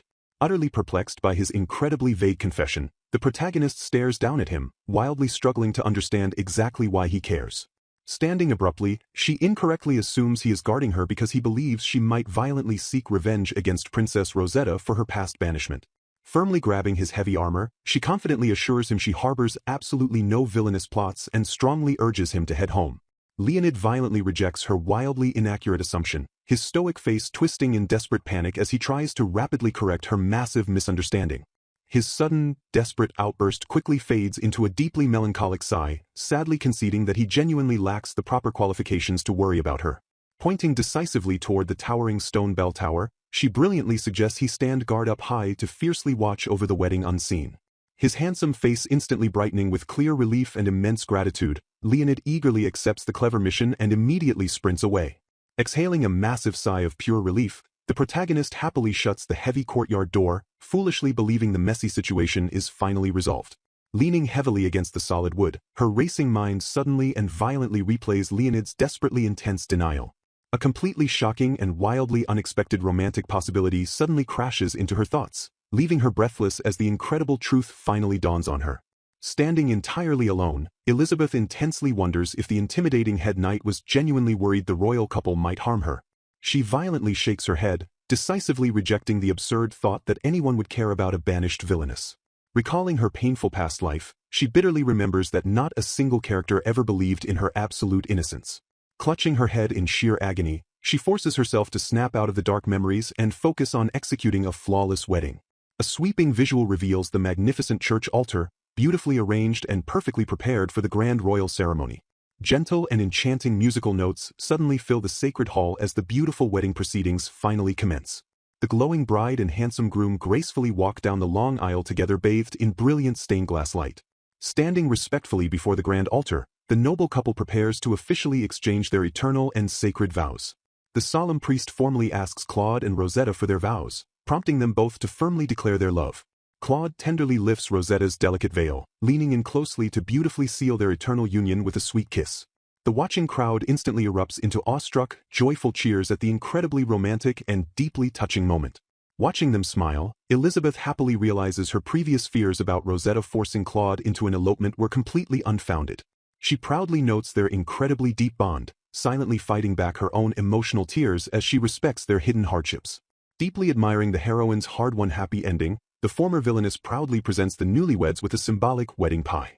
Taking a massive bite, a completely shocked Rosetta instantly recognizes the exact flavor of her beloved mother's rustic walnut pie. When the bewildered princess asks how she replicated the dish, Elizabeth smoothly credits the all-knowing grace of goddess Helvela. In reality, Elizabeth perfectly baked it because Rosetta consistently made that exact same pie in every single game route. The majestic church bells suddenly ring out with resounding power, signaling the joyous and official conclusion of the indoor ceremony. Elizabeth cheerfully hands Princess Rosetta a beautiful floral bouquet as the heavy bronze bells continue to toll triumphantly. Stepping outside into the bright sunlight, Elizabeth silently wonders if the happy couple has any remaining ceremonial duties to fulfill. Hearing a sudden rapid movement, Elizabeth curiously turns her head to look back toward the stunningly beautiful royal bride.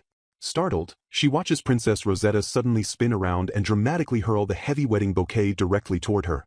Time seems to slow down completely as the vibrant blooming flowers sail gracefully through the bright and sunny air. Flustered by the sudden flying projectile, Elizabeth awkwardly fumbles before perfectly catching the beautiful bouquet tightly against her chest. She stares down at the unexpected floral gift in pure bewilderment before looking up at the radiantly beaming princess.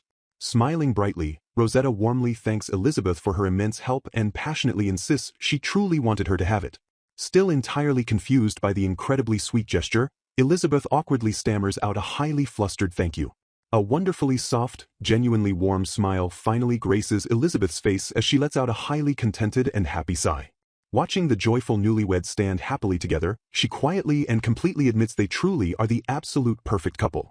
Meanwhile, high up in the stone bell tower, the local children enthusiastically stomp up the steep steps to visit Sir Leonid. The kids happily offer the imposing knight slightly burnt pieces of the leftover wedding pie originally baked by Sister Elizabeth. Looking down at the joyful wedding scene, one of the little girls dreamily sighs about wanting to be a beautiful bride someday. A boy excitedly mentions the famous tradition that whoever catches the bridal bouquet is firmly destined to be the next bride. The children immediately realize that since Sister Elizabeth caught the magical flowers, she must be the very next one to marry. Another boy instantly shoots down the romantic idea, bluntly shouting that church sisters are strictly forbidden from ever getting married. Listening closely to their conversation, Leonid violently chokes on his pie in sudden shock, coughing heavily as the kids panic. A wiser boy quickly corrects the misconception, loudly explaining that novices with short veils like Sister Elizabeth are actually permitted to wed. As Leonid continues to cough, he listens intently while the boy adds that convent residents can freely marry after a certain age. Seeing Sir Leonid's stern face instantly brighten with sudden radiant joy, the children innocently assume the pie was just extremely delicious. The very next morning, a wonderfully sparkling and entirely refreshed Leonid happily waves goodbye to the villagers alongside the departing newlyweds. Noisy chatter and clattering echo relentlessly through the bustling surroundings. Observing the aftermath, a figure notes that it is finally safe to emerge and marvels at how remarkable the girl truly was. Sliding silently from the shadows, a hidden observer suddenly makes their dramatic appearance. Reflecting on the couple's visible happiness, the onlooker feels certain that Prince Claude will fiercely protect Princess Rosetta despite his seemingly unreliable nature. A silent, lingering tension hangs heavy in the quiet air. A sudden realization strikes as a sharp gasp violently breaks the silence. Urgency grips the scene as messengers demand a swift departure to answer a pressing royal summons from the king. The scene transitions into a tense, breathless pause as the royal directive settles over them. A loud recruitment notice abruptly broadcasts an eager call for new translators and typesetters to join the Puni team. A quiet void overtakes the narrative sequence as the scene shifts once again. A solitary marker shifts the narrative focus directly to the next unfolding event. The rhythmic sound of brushing gently sweeps through the tranquil atmosphere. Pouting with obvious disappointment, a young girl sighs deeply over completely missing the eloped couple's wedding ceremony. Her maid cheerfully reminds her about an upcoming chance to be a bride herself, though the girl feels it completely lacks the thrilling chaos of Elizabeth's elopement. A sharp knock suddenly interrupts their chatter as a servant delivers a highly anticipated letter from the house of Baron Darina. Trembling with sheer excitement, the young noble eagerly rips open the long-awaited correspondence from her distant mother. Something abruptly drops to the floor, prompting a confused reaction as she begins anxiously scanning the document's contents. Humming a cheerful melody, a character leisurely enjoys the beautiful, peaceful moment. Stretching out with a joyous shout, they happily bask in the glorious, sunny weather. Dismissing any lingering concern, a voice explains that the church has been in chaotic upheaval since Roxanne's recent return home. A nagging suspicion suddenly arises regarding Roxanne's strange and unsettled behavior. Shoving doubts completely aside to celebrate the impending meat festival, a guitar riff blares loudly as Elizabeth is enthusiastically summoned.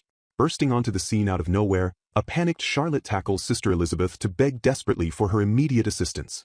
Charlotte drops heavily to her knees, pleading frantically with Elizabeth to act as her chaperone for a massive upcoming ball. Stunned by the sudden and overwhelming request, Elizabeth stammers backward in absolute bewilderment. Processing the frantic appeal, Elizabeth solemnly acknowledges the gravity of Charlotte's desperate predicament. Charlotte hurriedly reveals that as a newly minted noble representing Baron Darina, she is obligated to attend one of 3 overlapping promotional balls within a week. Recognizing the harsh realities of aristocratic life, Elizabeth quickly learns Charlotte has been unfortunately assigned to a low-priority ball hosted by Viscount Pasolino. Flipping nervously through the letter, Charlotte displays her mother's ruthless demand for flawless networking success with influential noble families. Elizabeth begins to assess the disastrous situation by sharply asking if Charlotte has even made her societal debut prior to arriving here. Trying to comfort the trembling girl, Elizabeth awkwardly advises Charlotte to survive the daunting ball by merely pretending all the snooty attendees are pumpkins or potatoes. Charlotte hesitates miserably, completely paralyzed by the overwhelming societal pressure bearing down on her small shoulders. Attempting to push past her crippling anxiety, Charlotte visibly struggles to put the ridiculous potato visualization technique into practice. The daunting reality of the high society ball suddenly materializes as a terrifying sea of murmuring aristocrats swamps the grand room. The relentless, judgmental whispering continues to echo menacingly through the opulent hall.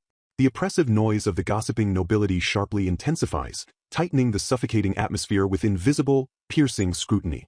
Charlotte flinches violently as the surrounding aristocrats sneer and mockingly whisper about the parvenu baron's awkward daughter, glancing nervously around the room. A silent, sweeping view opens the narrative canvas to set the stage. A solitary marker shifts the narrative focus directly to the next unfolding event. The rhythmic sound of brushing gently sweeps through the tranquil atmosphere. Pouting with obvious disappointment, Charlotte sighs deeply over completely missing the eloped couple's wedding ceremony. Her maid cheerfully reminds her about an upcoming chance to be a bride herself, though Charlotte feels it completely lacks the thrilling chaos of Elizabeth's elopement. A sharp knock suddenly interrupts their chatter as a servant delivers a highly anticipated letter from the house of Baron Darina. Trembling with sheer excitement, the young noble eagerly rips open the long-awaited correspondence from her distant mother. Something abruptly drops to the floor, prompting a confused reaction as she begins anxiously scanning the document's contents. Humming a cheerful melody, a character leisurely enjoys the beautiful, peaceful moment. Stretching out with a joyous shout, they happily bask in the glorious, sunny weather. Dismissing any lingering concern, a voice explains that the church has been in chaotic upheaval since Roxanne's recent return home. A nagging suspicion suddenly arises regarding Roxanne's strange and unsettled behavior.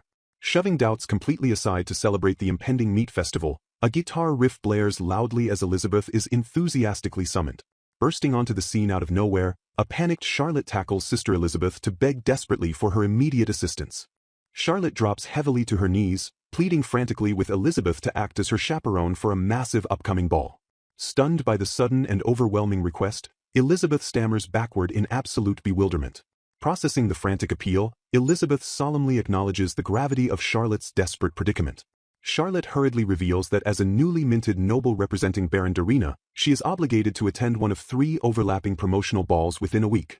Recognizing the harsh realities of aristocratic life, Elizabeth quickly learns Charlotte has been unfortunately assigned to a low-priority ball hosted by Viscount Pasolino. Flipping nervously through the letter, Charlotte reveals her mother's ruthless demand for flawless networking success with influential noble families. Elizabeth begins to assess the disastrous situation by sharply asking if Charlotte has even made her societal debut prior to arriving here. Trying to comfort the trembling girl, Elizabeth awkwardly advises Charlotte to survive the daunting ball by merely pretending all the snooty attendees are pumpkins or potatoes.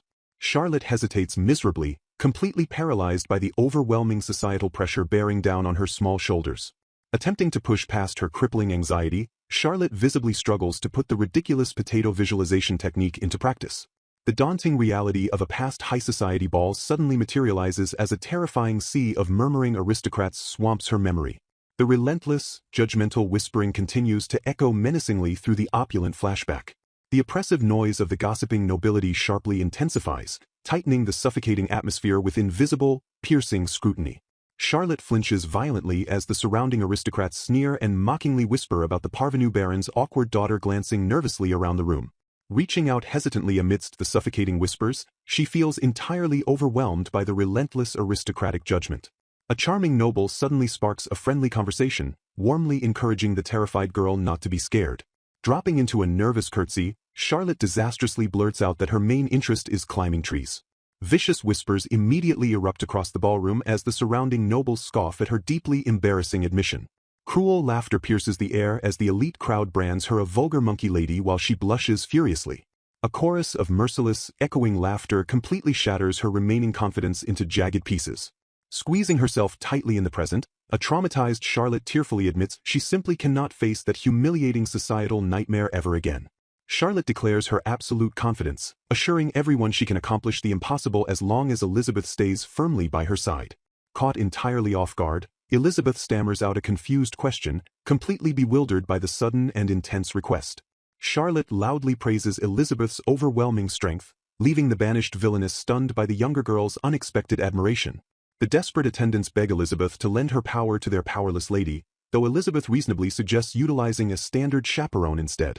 Ignoring Elizabeth's stark warnings about her completely ruined reputation, Charlotte insists that bringing the banished Villainess along will cause absolutely no harm. Charlotte passionately pleads for her sister Elizabeth to grant her the necessary courage to execute a flawlessly perfect performance at the upcoming event. Although highly reluctant to associate with any nobles from her past life, Elizabeth realizes Charlotte is blindly trusting the dormant grace of a former duke's daughter. Thrilled by the reliance placed upon her, Elizabeth eagerly accepts the challenge and vows to subject Charlotte to rigorous noble etiquette lessons before the grand ball. Embracing her authoritative new role, Elizabeth wastes no time and officially commences the intense physical training to forge Charlotte into an impeccable aristocrat. Charlotte nervously executes a wobbly curtsy while addressing an imaginary Viscount Pasolino, prompting Elizabeth to instantly demand another attempt. Halting the messy practice session, Elizabeth commands Charlotte to straighten her spine and project profound, genuine gratitude straight from the heart. The grueling training halts abruptly as Count Clareras and his towering companions suddenly invade the room, shocking both women into silence. Without uttering a single word, the newly arrived noblemen swiftly maneuver into position to actively assist with the intense etiquette drills.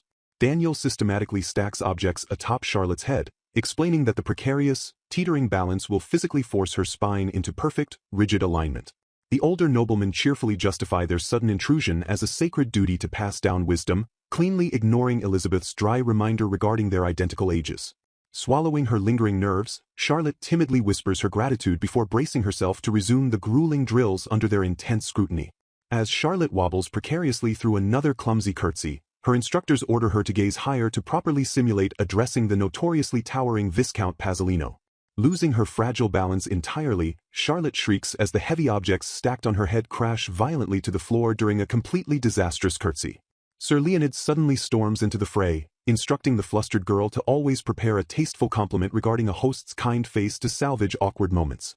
Hesitantly peeking upward, Charlotte attempts to practice the suggested flattering compliment directly onto the dark, intimidating visage of Sir Leonid himself.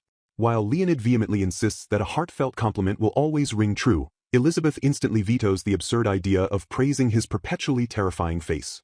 Seizing total control of the room, Leonid steps forward dramatically to personally demonstrate the flawless execution of a proper high society interaction.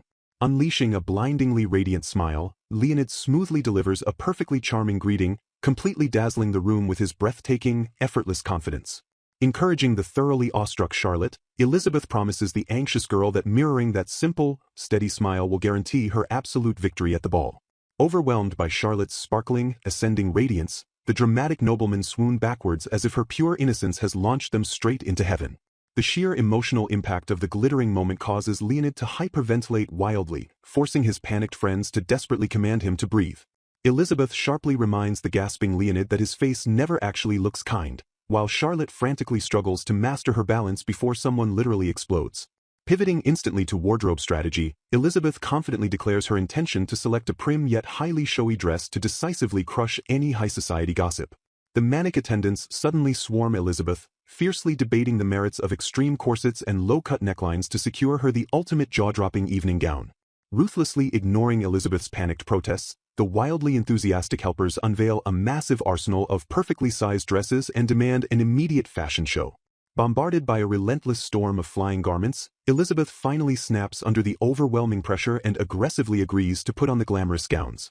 As the maids aggressively tighten the dress, deeply humiliated, Elizabeth apologizes, confessing that her recent luxurious freedom has resulted in a slightly expanded waistline. Mercilessly yanking the brutal corset strings, the sadistic maids completely ignore Elizabeth's futile dietary excuses, actively torturing her until she screams in absolute surrender. A rapid-fire, chaotic montage of outfit changes explodes across the room, with dazzling dresses being instantly rejected for being too terrifying, showy, or avant-garde. The fateful day finally arrives, and the crisp, echoing clatter of approaching footsteps signals the grand, highly anticipated entrance of the fully prepared ladies. Stepping fiercely into the blinding spotlight, Elizabeth fully embraces her dormant aristocratic power, firmly preparing to absolutely dominate the treacherous high society battlefield once more. Teasing the dramatic arrival of the infamous engagement-breaking prince. A majestic carriage clatters loudly toward the brilliantly lit estate, signaling the thrilling start of a high-stakes evening. Stepping gracefully into the night, Elizabeth makes a breathtaking, highly anticipated entrance into the bustling noble gathering. The dazzling ballroom radiates with immense wealth as elegantly dressed aristocrats mingle beneath the glowing, opulent chandeliers. Scanning the chattering crowd, Elizabeth sharply reflects on her long, peaceful absence from the treacherous high society battlefield. Slipping seamlessly into her former aristocratic mindset, Elizabeth analytically inspects the venue and approves the flawless floral arrangements. Continuing her ruthless evaluation of the Viscount's preparations, she meticulously checks off the elegant hors d'oeuvres and flowing beverages. Struck by sudden entrepreneurial fire, she humorously calculates the massive profit potential of inventing a high society chocolate fountain. Shifting her keen attention to the live entertainment, she highly praises the orchestra for executing perfectly unobtrusive background music. Her sharp eyes suddenly lock onto a grand piano beautifully positioned amidst the swirling, energetic atmosphere of the massive ballroom. Radiating absolute confidence in her aristocratic sensibilities, Elizabeth happily declares the Viscount's ambitious ball a massive, undeniable success. Bursting with pure excitement, a radiant Charlotte rapidly approaches Elizabeth to enthusiastically praise Viscount Pasolino's spectacular hosting efforts. Charlotte proudly declares her opening greetings a flawless victory, prompting a swift reminder that the treacherous night has just started. Pouting adorably, Charlotte playfully scolds Elizabeth for failing to diligently watch her greetings as a proper chaperone should.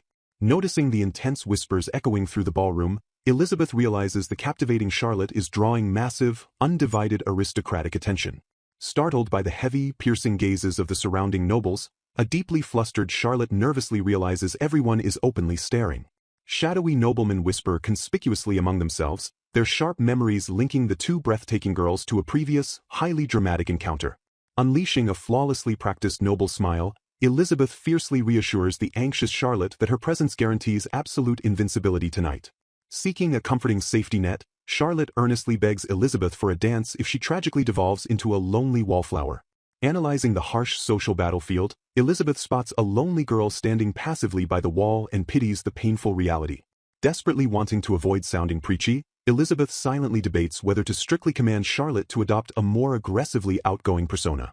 Stopping dead in her tracks, Elizabeth narrows her sharp eyes as she spots a highly familiar, isolated figure hiding timidly. Pure shock violently ripples through Elizabeth as she completely recognizes the unexpected, lonely girl standing silently amidst the swirling crowd. Surging forward with undeniable purpose, Elizabeth directly confronts the lonely girl, causing the timid wallflower to physically flinch in surprise. The isolated girl is stunningly revealed to be a familiar nun from Nortia Church, proving the noble world is shockingly small. Completely paralyzed by the sudden encounter, the stunned nun stares wide-eyed at Elizabeth in sheer, overwhelmed disbelief. Dropping her holy facade, the girl deeply apologizes and confesses that she is actually the desperate daughter of a ruined count. Dismissing the frantic apology completely, Elizabeth warmly accepts the incredible revelation that a desperate noblewoman was hiding beneath a nun's habit. The nervous girl quickly explains her impoverished family strategically sent her to the convent while her older sisters battled at balls. Swearing to fiercely protect her modesty at the convent until her sister marries, the girl prompts Elizabeth to lament aristocratic struggles. Shattering the solemn moment, Charlotte awkwardly coughs and innocently demands the exact, literal definition of the highly sensitive word modesty. Frantically dodging the awkward question, the flustered girl claims the isolated convent perfectly prepares young women to become ideal, pure brides. Completely ignoring all social grace, Charlotte bluntly and loudly asks if the religious convent strictly ensures the absolute virginity of its residents. While the girl frantically stammers about appearances, Elizabeth mentally lists the terrifying number of extremely dangerous men constantly lurking around Nortia Church. Violently snapping back into her authoritative chaperone persona, Elizabeth fiercely vows to ensure both anxious girls experience an absolutely spectacular evening. Analyzing their immediate tactical options, Elizabeth realizes the incredibly busy Viscount Pasolino cannot officially introduce them to any powerful connections. Radiating unyielding confidence, Elizabeth fiercely assures the nervous girls that their overwhelming cuteness and flawless greetings will effortlessly command immense respect. Deeply emboldened by Elizabeth's fiery encouragement, both girls excitedly identify potential aristocratic targets and eagerly agree to hunt them down. Shattering their confident planning, an aggressive nobleman violently interrupts the group and loudly demands an immediate dance from the stunned girls. Paralyzed by pure terror, the two frightened girls violently shrink back and frantically stammer out desperate medical excuses to escape him. A furious nobleman aggressively yells at the cornered girls, demanding to know if they are trying to make a fool out of him. Spotting the commotion, Elizabeth sharply observes that the cowardly man is forcing his unwanted advances on powerless, unmarried women. Before Elizabeth can even intervene, she watches in stunned silence as Charlotte marches fiercely toward the escalating conflict. Stepping boldly up to the towering nobleman, the fearless Charlotte commands the immediate attention of both the aggressor and his terrified victims. Charlotte bluntly orders the rescued girls to flee, proudly declaring she brought anti-anxiety meds and non-slip shoe pads to secure their escape. Furious at the sudden interruption, the man aggressively insults Charlotte as a lowly baron's monkey daughter and demands she back off. Unfazed by the insult, Charlotte mocks him with a deadly smirk, warning that a rumor about him being rejected by a monkey would ruin his life. Utterly humiliated and defeated, the sweating man awkwardly feigns illness and quickly retreats from the fierce, unyielding young lady. The tearful rescued girls deeply apologize for their past mistreatment of Charlotte and sincerely thank her for bravely stepping in. Charlotte stands completely silent, gracefully absorbing their heartfelt apologies with an unexpected, overwhelmingly serene maturity. Chuckling softly to herself, Charlotte warmly reassures the anxious girls that everything is perfectly fine now. Striking a dramatically divine pose, she grandly declares that the magnificent goddess Helvela forgives all past transgressions. Watching Charlotte perfectly mimic her own dramatic flair, a sweat-dropping Elizabeth realizes she is dangerously rubbing off on the young girl.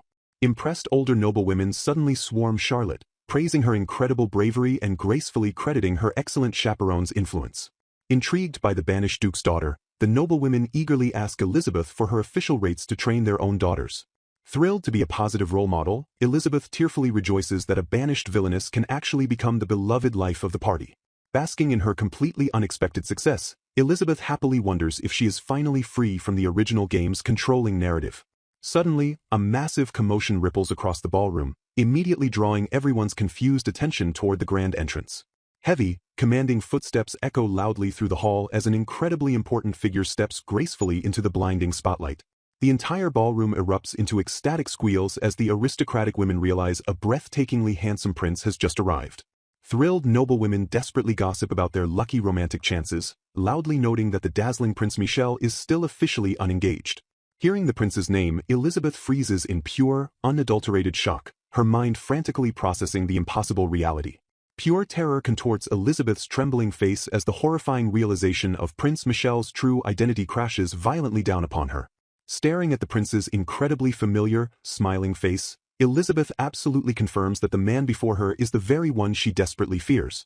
The elegant prince steps purposefully through the rapidly parting crowd, his confident, piercing gaze sweeping the silent, awestruck room. Locking his eyes directly onto her, the prince warmly greets Elizabeth, immediately revealing his true identity as her former fiancé from the Remisa kingdom. Ignoring the aggressively swooning crowd, Michel steps intimately close and softly apologizes for taking so incredibly long to find her. Flashing a breathtakingly handsome smile, Michel proudly declares that he kept his sacred promise to her and never got engaged to anyone else. Staring deeply into Elizabeth's completely terrified eyes, the charming prince softly whispers that he has finally, undeniably found her. The scene shifts completely, revealing an incredibly annoyed Leonid glaring silently into the distance in a vastly more chaotic location. Frustrated by Leonid's blatant ignoring, Christheart aggressively tugs at his collar and angrily demands he stylishly rescue any lady in trouble. Christheart fiercely lectures the silent stalker to strictly act according to his count-equivalent rank and avoid drawing any negative attention tonight. Waving Viscount Pasolino's precious invitation, an exasperated Christheart yells desperately at the completely unresponsive, unbothered man. Leaving his shirt provocatively open, Leonid bluntly ignores the etiquette lecture while Christheart practically begs him to act like close friends. Yielding to the inevitable chaotic disaster, Daniel calmly wishes the two heavily armed, infiltrating men a safe and incredibly pleasant trip. Fully prepared to violently invade the high society ball, the imposing Christheart firmly commands Leonid to move out and conquer the night. Stepping into the blinding spotlight, the breathtakingly handsome Prince Michel unleashes a dazzling, flawless smile. Deeply embedded in the game's tragic lore, Michel is the fateful first prince of Remisa destined to disastrously break off his engagement with Elizabeth and trigger her ultimate banishment. Flashing back to her childhood, a panicked young Elizabeth suddenly realizes she must completely alter her destiny to avoid a catastrophic future.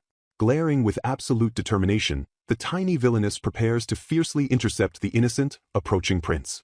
Violently twisting her thoughts into a desperate strategy, Elizabeth identifies the young royal as the absolute deciding factor in her impending doom. Completely unaware of her internal panic, the adorable young Michel innocently begs Elizabeth to share her beautiful flowers. Seizing the golden opportunity, the cunning girl fiercely agrees to his request but strictly enforces one absolute, unyielding condition. Bribing him with the flowers, she forcefully commands the bouncing boy to explicitly swear he will never get engaged to anyone no matter what the adults say.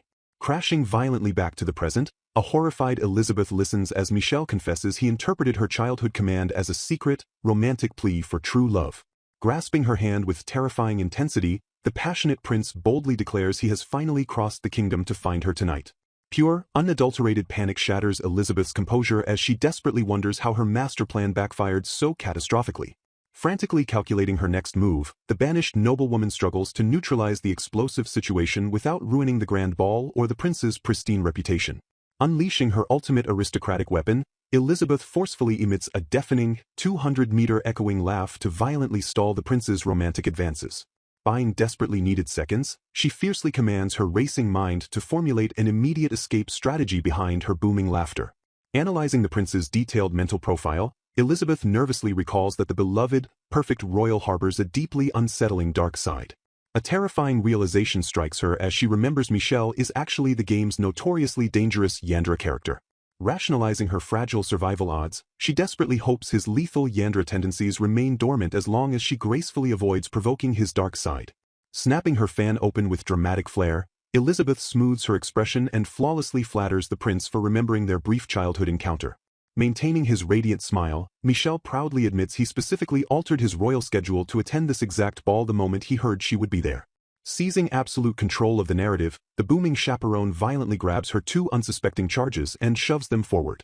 Elizabeth thrusts the bewildered Roxanne and Charlotte directly into the prince's path, masterfully using them as a beautiful human shield.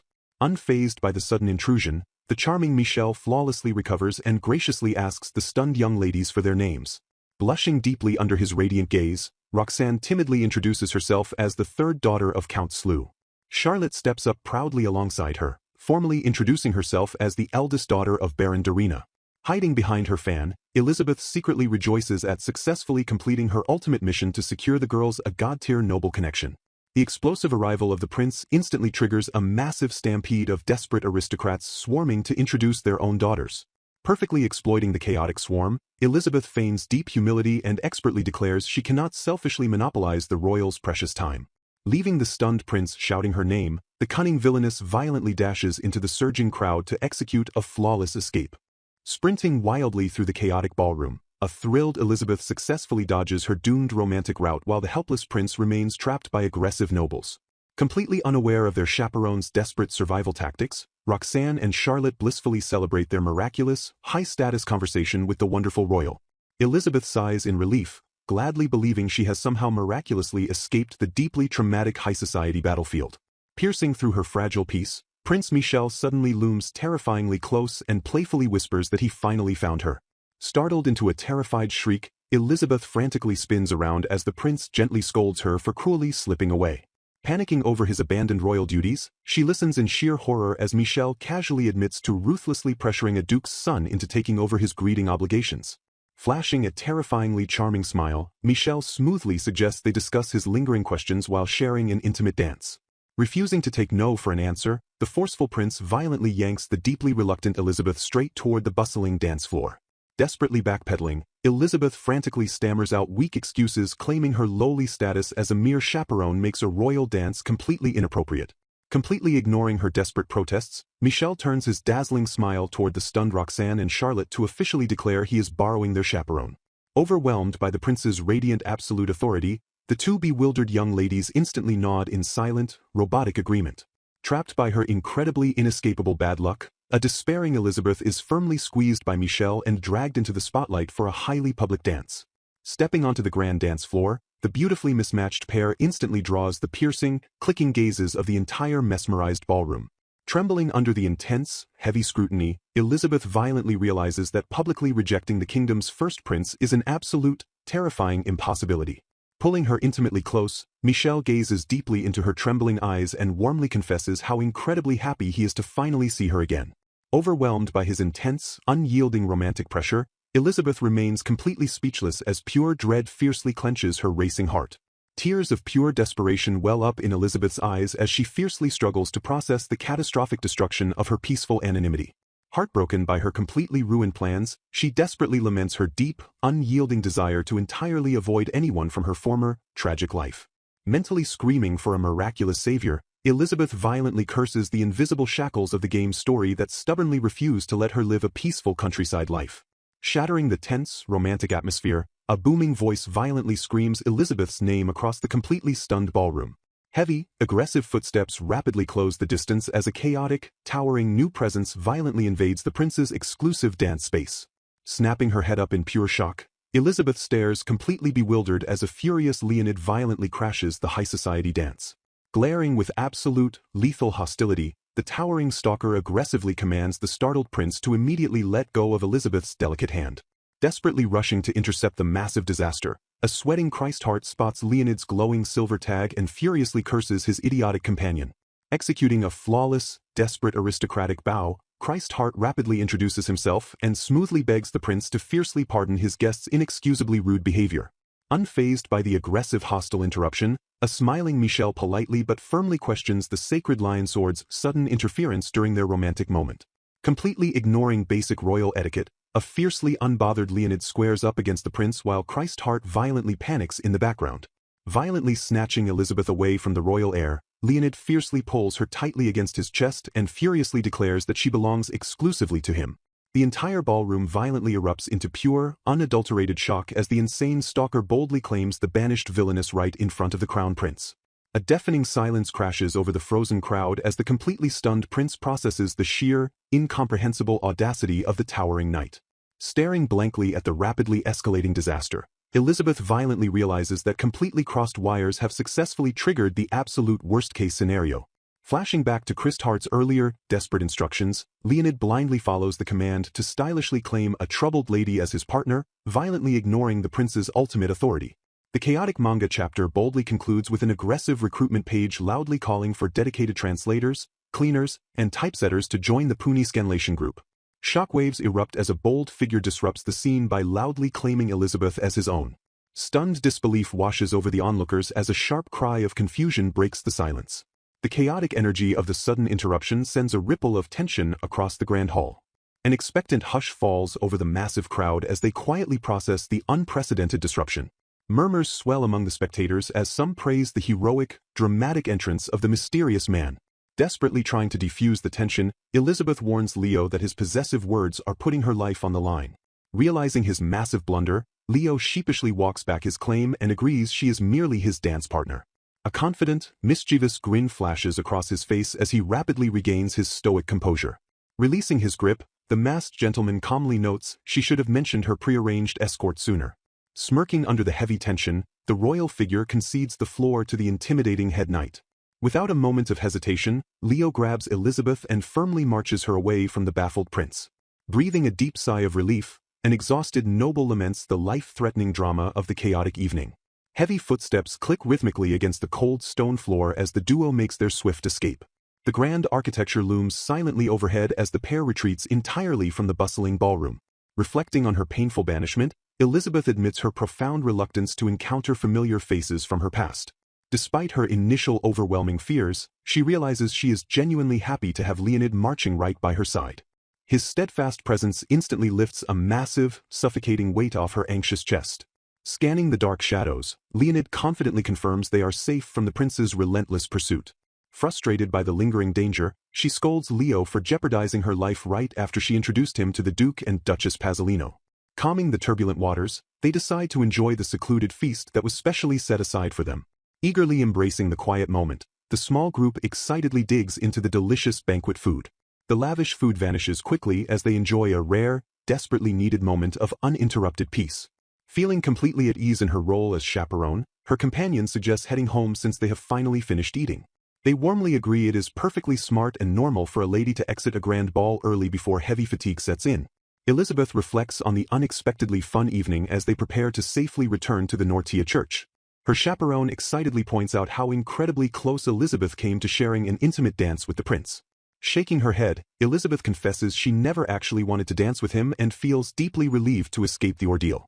Acknowledging Leo's incredibly timely rescue, her companion firmly insists she owes the brave knight a proper thank you. Casting a quiet, lingering glance over her shoulder, Elizabeth silently processes the intense events of the dramatic night. Without another word, she turns and strides confidently forward into the dark, bravely embracing her uncertain future. A sudden jolt of electricity fills the air as Leonid turns back with a fierce, protective glare. Feeling completely flustered, Elizabeth nervously stammers out a sincere thank you for his bold intervention. Scolding his possessive outburst, she blushingly protests that she does not belong to him and fears public misunderstandings. With a sheepish grin, Leonid silently absorbs her lecture about minding his careless words as a high-ranking noble. Catching on to the truth, her perceptive companion realizes aloud that Elizabeth is genuinely relieved she avoided the royal dance. Shocked by his denseness, Elizabeth realizes Leonid dragged her away without even knowing her true feelings about the prince. Sensing the unspoken tension, her chaperone gently hints at what the imposing knight actually wanted to say all along. Although no music plays in the immediate quiet, the heavy suggestion of a romantic dance hangs in the cool night air. Gesturing toward the distant ballroom, Leonid notes the faint, lingering melody of a newly starting waltz drifting outside. Turning back with renewed determination, the stoic knight silently steps forward to completely command the intimate moment. Offering a confident challenge, he smoothly asks Elizabeth if she will finally grant him the ultimate honor of a dance. Surprised but deeply intrigued, she carefully considers the completely unexpected invitation from her steadfast protector. With a delighted chuckle, her chaperone happily steps aside to let the young pair share their private, romantic moment. Executing a flawless, courtly bow, Leonid officially asks for the profound favor of accompanying her in the gentle waltz. Blushing softly under the moonlight, Elizabeth gracefully accepts his outstretched hand to begin their impromptu dance. Admiring his striking physique, she privately notes how perfectly he embodies the dashing role of a commanding head knight. Despite the romantic twirls, she silently laments the intense, unyielding wrinkle still stubbornly fixed between his furrowed brows. Struggling to find charming words, Leonid nervously stammers her name while tightly gripping her hands in the rhythmic dance. Attempting smooth conversation, he clumsily asks if she is enjoying the beautiful night before faltering completely under pressure. Both freeze in sudden, awkward silence as his incredibly clumsy attempt at romantic banter abruptly falls completely flat.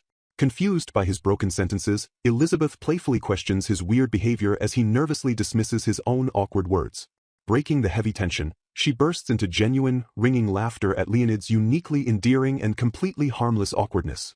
The magical moment suddenly shatters as Leonid violently flinches and cries out when she accidentally stomps hard on his foot. As the soft wind blows around them, Elizabeth deeply reflects on the turbulent past events and the uncertain future ahead. Pondering the strange timeline, she wonders if her broken engagement and Prince Michel's sudden appearance signify a deeper, hidden mystery. A chilling realization washes over her as she seriously questions if the familiar story is somehow fundamentally changing its course. Elsewhere, a shadowy figure intently hums in deep, calculating thought while reviewing unknown, highly complex matters. A massive stack of scattered documents hints at the heavy, hidden burdens weighing heavily on the unseen observer's brilliant mind. Resting his head in deep exhaustion, the mysterious man quietly groans about the immense pain of his ongoing, troublesome schemes. Rustling gently in his fond memories, he warmly smiles and declares Elizabeth as the most beautifully blooming flower in his life. A final recruitment call sharply interrupts the narrative, desperately begging for translators and cleaners to join the scanlation team. A dramatic title card reveals the tale of a banished villainess living a leisurely new life as a revolutionary nun. Stepping gracefully into the shadowy room, Michel warmly apologizes for his late arrival after an extended meeting. Trapped within cold iron bars, Elizabeth gazes up silently at her terrifying captor's unnerving approach. Leaning in with a dangerously sweet smile, he softly praises her for waiting so patiently in the dark.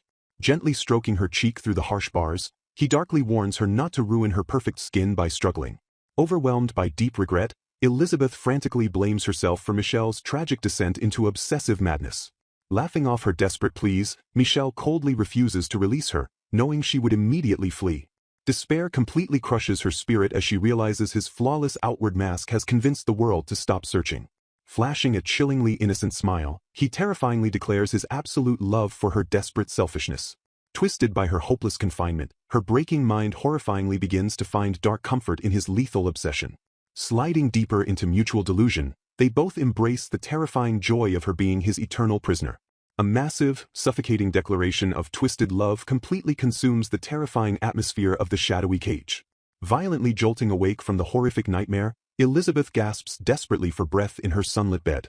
Shaking off the lingering dread, she quickly receives a cheerful reminder that her morning chores eagerly await. Racing frantically out the door, she realizes she is completely late to assist the Count's visiting gardener. Struggling with her haunting thoughts, she nervously connects her recurring nightmares to Michelle's catastrophic villainous ending. Brandishing her sharp pruning shears, she violently shakes off her fears and enthusiastically tackles her gardening duties. Warmly accepting the gardener's kind offer, she happily plans to distribute the freshly pruned flowers to the local villagers. Snipping vigorously under the bright sun, she finds incredible peace in the menial labor denied to her past noble self. Gazing at the vibrant morning roses, she fondly remembers her past love for the beautifully blooming palace gardens.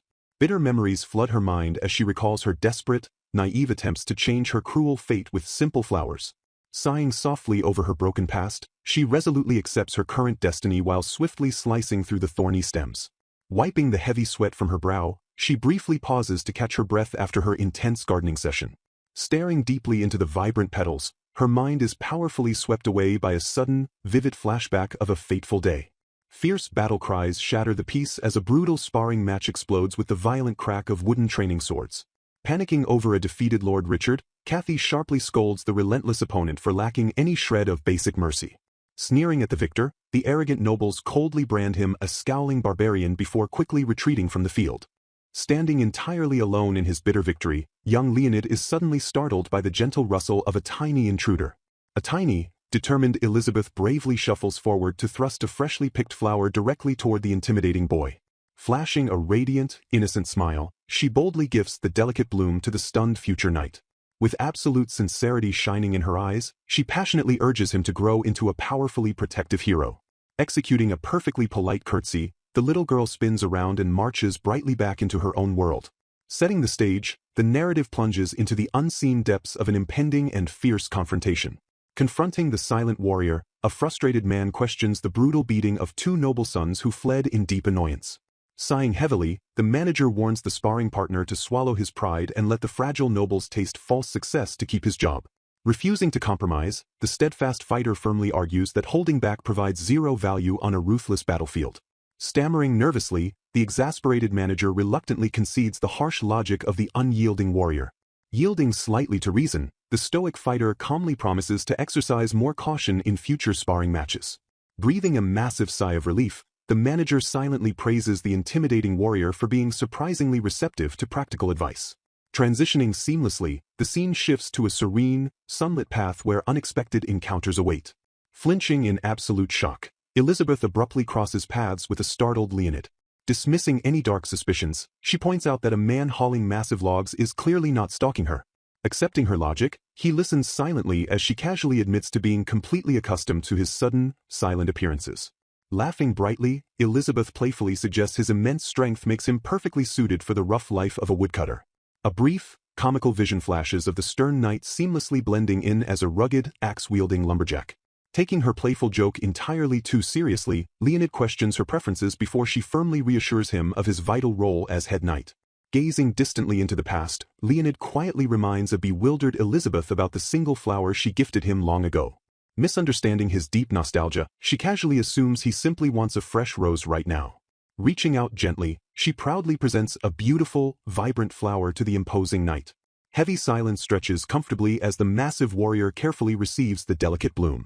Expressing profound gratitude, he softly thanks her while she secretly questions his intense desire for a simple plant. Without a single warning, the towering knight suddenly leans down deep into her personal space. Heart pounding wildly, Elizabeth stammers in utter panic as Leonid's intense gaze locks onto her face. Shattering the romantic tension instantly, he bluntly declares that her face looks incredibly weird. Exploding with immense embarrassment, she fiercely scolds his absolute lack of basic delicacy regarding her natural appearance. Freezing mid-rant, a sudden flash of profound realization completely halts her fiery anger. Seeking immediate clarification, she asks if her complexion is off, prompting a serious nod from the observant knight. Sighing at his eternal social clumsiness, she genuinely thanks him for noticing while politely correcting his terrible vocabulary. Brushing off his deep concern, she casually blames her pale exhaustion on a lingering string of terrible nightmares. Stunned by his intense sincerity, she completely freezes when he earnestly commands her to think of him as she sleeps. Completely missing his romantic implication, she triumphantly concludes his terrifying knight persona will easily scare away her bad dreams. Before she can fully dismiss her worries, a panicked friend violently disrupts their peaceful moment with an urgent crisis. Trembling with absolute terror, the messenger reveals that Prince Michel and the entire royal family are rapidly descending upon Glorieris. A massive shockwave of pure horror paralyzes Elizabeth as the catastrophic news completely shatters her peaceful new reality. A single, incredulous exclamation of pure shock violently shatters the tense silence of the room. Absolute panic immediately ignites as the terrifying news of the Remisa royal family's impending hunting trip reaches the remote region. While an oblivious servant excitedly plans to spruce up the town, the distressed count remains completely paralyzed by far more pressing political anxieties. Sweating profusely, the terrified count frantically mutters to himself about how a single tiny mistake will completely destroy his life. He bitterly shoots down his naive servant's reassurances by angrily recalling a massive blunder recently committed by a new subject at the royal ball. Stepping forward with smooth authority, a calm advisor firmly urges the hyperventilating count to instantly relax his rapidly fraying nerves. He logically explains that the royal letter merely expresses a genuine, harmless desire to hunt and deeply strengthen political relations. The advisor brilliantly reframes the terrifying royal visit as an incredibly massive honor for the entire region to proudly host the esteemed monarchs. Swiftly regaining his noble composure, the count deeply apologizes for his panic and urgently orders Daniel to summon the forest guard for immediate preparations. As the Clareras servants scramble endlessly to prepare for the noble pastime, devoted members of the Nortia Church eagerly pitch in to actively assist. The royal letter specifically highlights the Queen's keen interest in Nortia's unique cuisine and the King's strong desire to meet the legendary sacred lion sword. Elizabeth watches in absolute awe as the incredibly powerful Leonid efficiently obliterates the massive forest like a seasoned, unstoppable lumberjack. Turning his intense gaze toward Elizabeth, Leonid calmly praises her hard work and casually mentions the highly special light meal she must prepare. Blushing slightly under his steady attention, she graciously accepts his quiet support and warmly offers to help the imposing knight with absolutely anything. Amidst the chaotic background noise of shouting workers, Elizabeth's mind darkly wanders as she privately worries about Prince Michel's highly volatile mental state. Violently shaking off her dark, lingering fears, she enthusiastically resolves to seize this golden opportunity to definitively secure a prestigious royal warrant of appointment. A bold, dramatic title card rapidly propels the narrative forward by one entire week directly to the highly anticipated day of the grand royal hunt. Awestruck villagers gulp nervously and whisper in pure, unadulterated shock as the incredibly massive royal procession finally marches into their humble territory. King Bigus of Remisa warmly greets the deeply bowing Count of Clareras after finally completing his incredibly long and physically exhausting journey. Vicious hunting hounds bark furiously, perfectly matching the wild, highly chaotic energy intensely buzzing through the crisp, early morning air. The boisterous king cheerfully bellows a loud, friendly greeting to the sacred lion sword before excitedly unleashing his highly hyperactive hunting dogs. Heartily slapping Leonid's solid back with immense force, the king enthusiastically invites the stoic knight to permanently extend his prestigious stay in Remisa.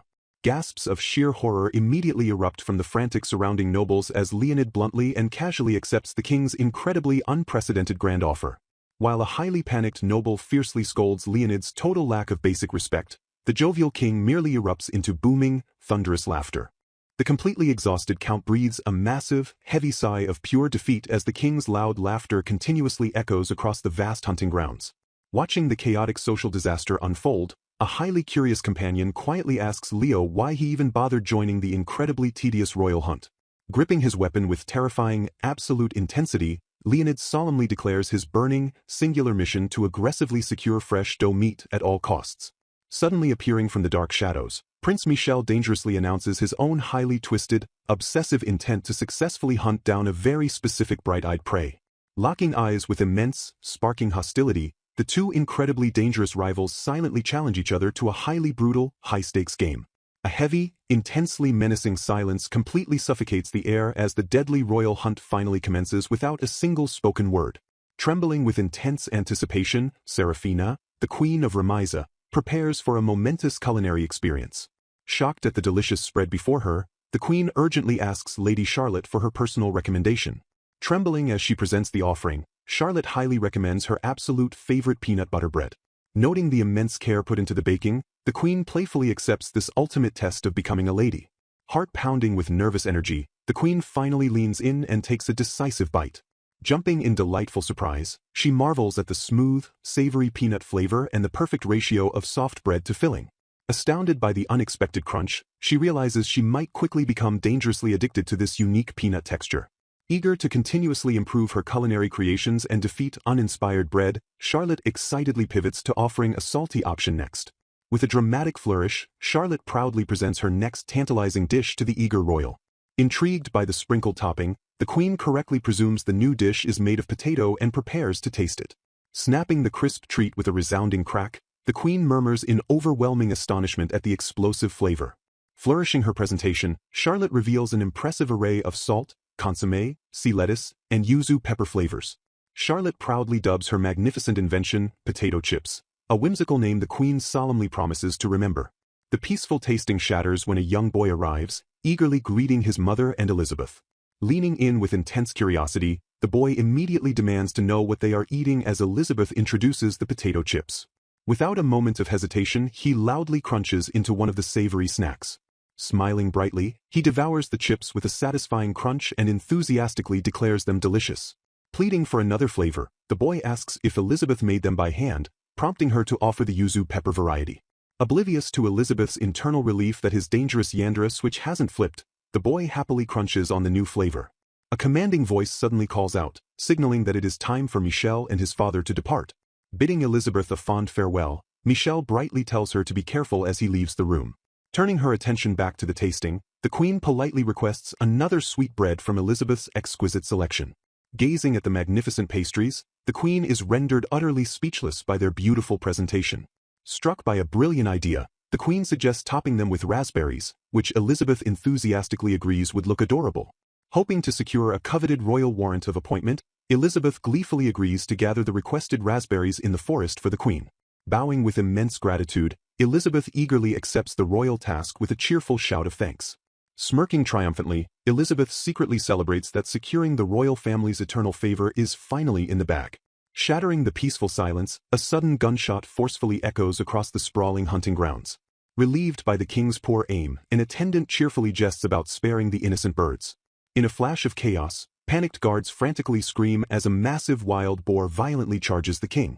Reacting instantly, the brave knight aggressively wrestles the giant beast into absolute submission.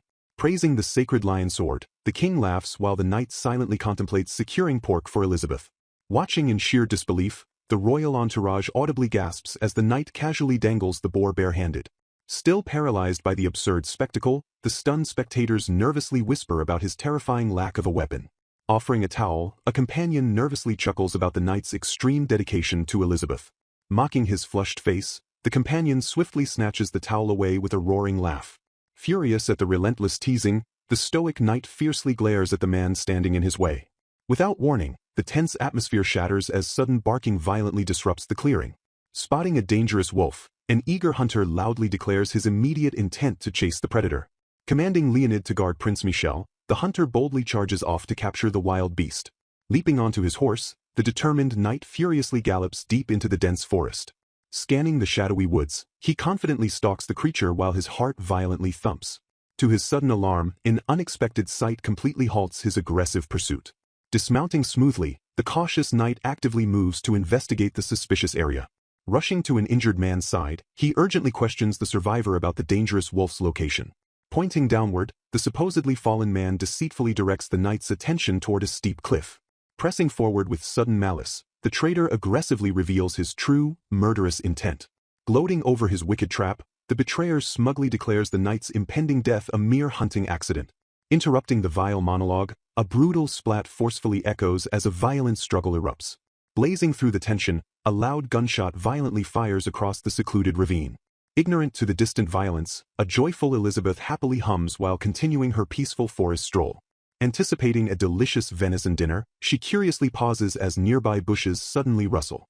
Surprised by the unexpected arrival, Elizabeth warmly welcomes Prince Michel as he smoothly emerges from the foliage. Grinning mysteriously, the young prince casually admits he intentionally separated from his royal hunting party. Praising the delicious raspberries, Elizabeth cheerfully reaches out to offer the prince a perfectly ripe fruit. Leaning in swiftly, the bold prince decisively intercepts her hand and plants a sudden kiss. Struck completely speechless, the flustered Elizabeth stands frozen in absolute confusion. Smirking darkly, Michel ominously declares that absolutely no one remains to interfere with their private moment. Trembling in utter shock, Elizabeth flinches as the horrifying reality of her situation crashes down upon her. Panicking internally, Elizabeth realizes with absolute dread that Michel has completely snapped and activated his terrifying Yandere persona. Desperate to escape, the terrified girl violently tears through the dense, rustling forest bushes. Panting heavily, she frantically sprints deeper into the dark woods to evade her relentless royal pursuer. Sprinting blindly, Elizabeth's boots thump loudly against the forest floor as pure panic propels her forward. Calling out with an eerie calmness, Michel aggressively demands that the fleeing Elizabeth wait for him. Reaching out with dark intent, he coldly questions where his desperate prey thinks she is going. Snagging her dress on a sharp branch, Elizabeth agonizes over when her actions accidentally warped Michel's personality. Mentally kicking herself, she bitterly reflects that her complete lack of romantic tactics in her past life led to this disastrous outcome. Recalling their shared childhood, she realizes that forcibly breaking their engagement flag was the exact moment everything went terribly wrong.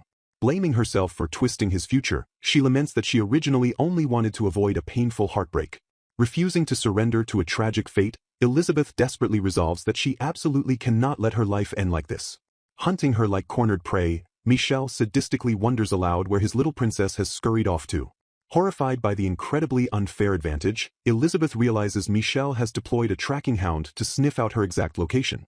Pausing to catch her breath, the exhausted fugitive violently inhales the crisp forest air while scanning for safety.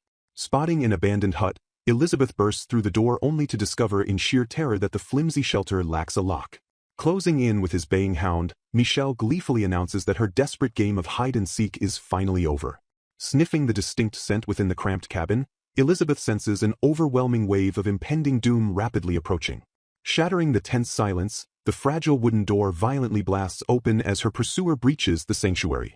Begging for a brief chance to explain the last 10 years, Elizabeth frantically pleads with the unyielding prince to stop. Rejecting her pleas, Michel aggressively rushes forward while coldly stating that it is far too late for her to escape. Pinning her down with a forceful whump, Michel remarks that the rundown logger's hut possesses a strange charm for their first time. Looming over his captive, he sinisterly whispers that he will gladly resort to violence if it ensures her absolute obedience. Staring down with obsessive desire, the Dark Prince threateningly proposes that they finally make their twisted bond official. Gasping in absolute panic, Elizabeth desperately tries to protest as his imposing shadow completely consumes her. Gripping her forcefully, Michel instantly and aggressively silences her desperate pleas to stop. Overpowering the helpless girl, the Dark Prince decisively claims his ultimate victory within the confines of the inescapable cabin. Fluttering silently in the quiet breeze, the desolate forest completely absorbs the terrifying reality of her unavoidable capture. Materializing a giant stone block from nowhere, a crumbling sound echoes menacingly across the battlefield. Swallowing hard, the trapped knight stubbornly mutters that it is not over for him yet. Pressing his advantage, the treacherous man sneers that a mere injury would have sufficed, but he has darker plans. Squeezing his victim, the betrayer gloats that the brave knight's death will look perfectly like a tragic hunting accident. Suddenly, the giant summoned stone block violently slams down toward the treacherous man. Startled by the sudden attack, the traitor looks up in utter shock just as a massive crash obliterates his position. Crashing with devastating force, the heavy stone completely shatters the earth below into dust. Peeking cautiously over the jagged cliff edge, the surviving knight watches the crumbled debris violently settle. Bursting through the air with a triumphant whoosh, the treacherous man reveals he easily dodged the fatal blow. Gleefully waving goodbye, the traitor coldly declares there is only one fatal outcome for a fall from this extreme height. Twirling away with a sinister grin, the villain sets his sights firmly back on capturing Elizabeth. Flashing brilliantly into existence, a massive blast of blinding light violently erupts from below the cliff. Muttering with intense determination, the battered knight vows that Elizabeth is currently in terrible danger. Spinning with incredible tracking power, he zeroes in on her lingering scent and immediately charges off in her direction. Trapped in the creaking cabin, Elizabeth desperately begs Prince Michel to stop his overly aggressive advance. Screaming at the top of her lungs, she delivers a brutal headbutt right into the amorous prince's face. Wobbling backward with a pained expression, a deeply betrayed Michel tearfully asks how she could do such a thing. Rubbing her throbbing forehead, Elizabeth guiltily notes that she thankfully didn't make his beautiful angelic face bleed. Thumping her chest anxiously, she desperately pleads with the wounded prince to finally snap out of his twisted delusion. Pushing him away, she firmly insists that the future ruler of Ramaiza absolutely must not be infatuated with a common nun. Rubbing his bruised face, Michel genuinely and stubbornly demands to know exactly why he shouldn't love her. Staring intensely, he softly confesses that losing her felt exactly like losing the other vital half of his soul. Pausing in sudden confusion, Elizabeth realizes those overly dramatic words sound incredibly familiar to her past life. Flashing back to the game's original plot, she remembers her villainous persona cruelly mocking a devastated Rosetta while Michel watched. Recalling the scene vividly, she remembers loudly proclaiming that she and Prince Michel were two halves of the same whole. Analyzing the past, Elizabeth realizes those exact lies originally caused her engagement to break and triggered her inevitable banishment. Sliding closer with dark intent, Michel interrupts her panicked thoughts, making her wonder if he is still trapped on that doomed route. Leaning in intimately, the obsessed prince whispers a chillingly sweet demand asking if she will finally be his. Grabbing his hands to block his advance, a terrified Elizabeth firmly rejects his overly sugary words. Panting heavily, Michel darkly chuckles that he has already waited far too long for this exact moment. Shattering the tense standoff, the cabin door violently creaks as a furious figure forcefully kicks it wide open. Huffing wildly from his frantic sprint, an enraged Leonid bursts inside and urgently asks if Elizabeth is okay. Sneering at the intrusion, Michel arrogantly shoves Elizabeth down, declaring it a wonderful treat to conquer her right in front of his romantic rival. Shocked by the bizarre misunderstanding, Elizabeth realizes Michel actually thinks Leonid is his rival because of a previous ballroom incident. Glaring with absolute murderous fury, a violently protective Leonid grips his weapon and vows to hack the prince to pieces. Panicking wildly, Elizabeth realizes the impending clash between Michel and Leonid is an absolute international crisis. Spinning her head in pure terror, she fears their deadly confrontation will definitely erupt into a massive bloodbath and spark a catastrophic war. Squeezing her eyes shut, Elizabeth desperately prays to God, Buddha, and Helvela for a miraculous intervention. Gasping suddenly, a crucial memory from her past life violently surges into her panicked mind. Remembering the game's strict mechanics, she realizes overlapping a military prince's route with Michel's active flag triggers this exact chaotic standoff.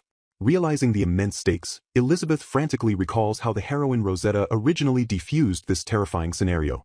Blushing furiously, she remembers that solving this violent clash requires a single, deeply embarrassing utterance only the heroine could pull off. Throwing her intense hesitation to the wind, she decides to risk her sheer embarrassment and forcefully intervenes.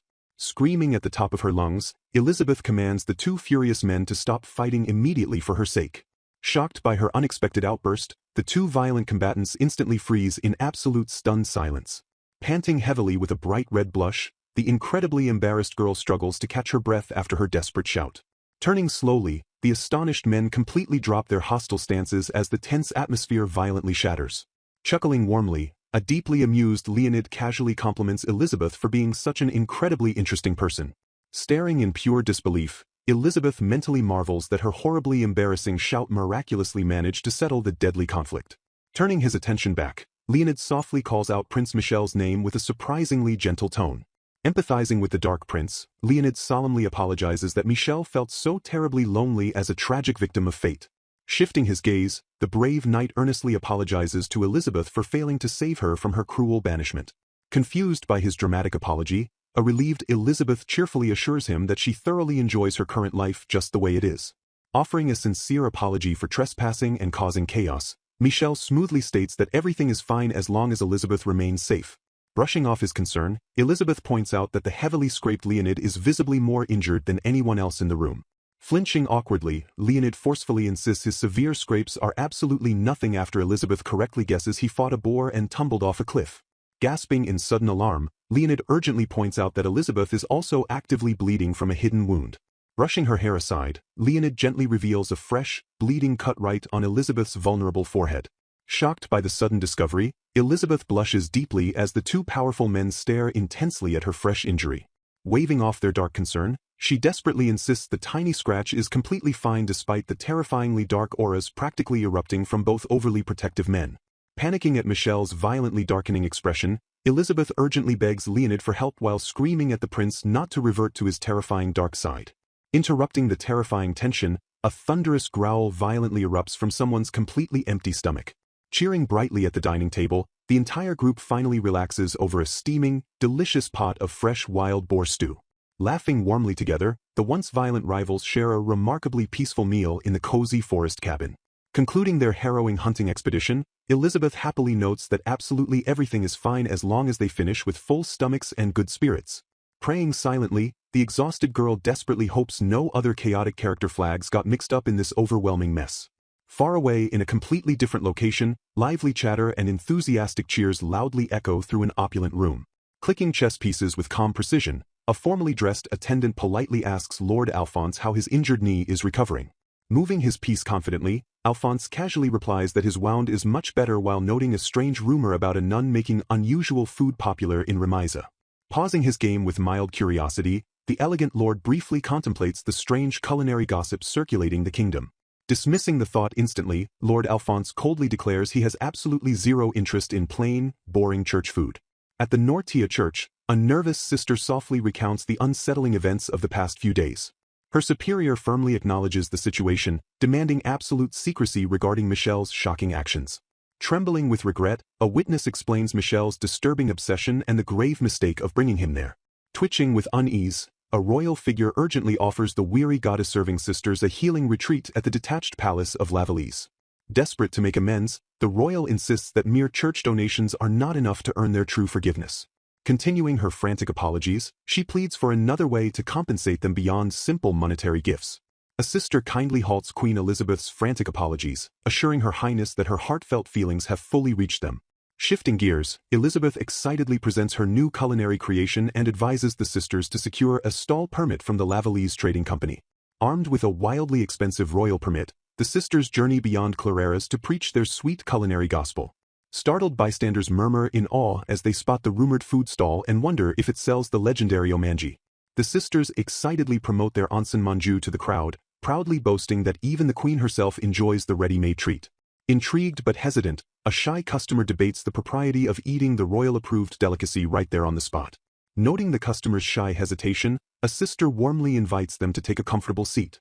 With a welcoming smile, the freshly prepared, steaming order is promptly served to the waiting patron. The customer pauses, staring at the mysterious confection with visible hesitation before taking the plunge. Taking a bite, the customer's eyes widen as the smooth, sweet, and perfectly plump texture melts delightfully in their mouth. A sister proudly reveals that the luscious filling is made from black kidney beans, a brilliant substitute for locally unavailable red beans. She passionately explains how de Kirsten soup beans are carefully boiled, crushed, and seasoned with salt and sugar to dramatically mimic Japanese red bean paste.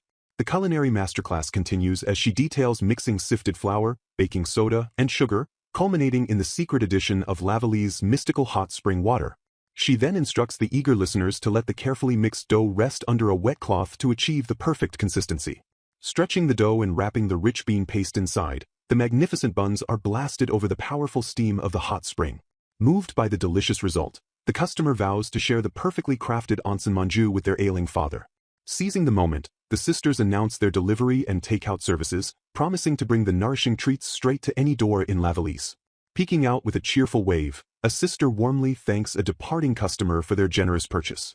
Pouting playfully, another sister justifies devouring the healthy makanai manju, insisting it is a mandatory hot spring staple. The scene transitions silently to the next moment without any spoken dialogue.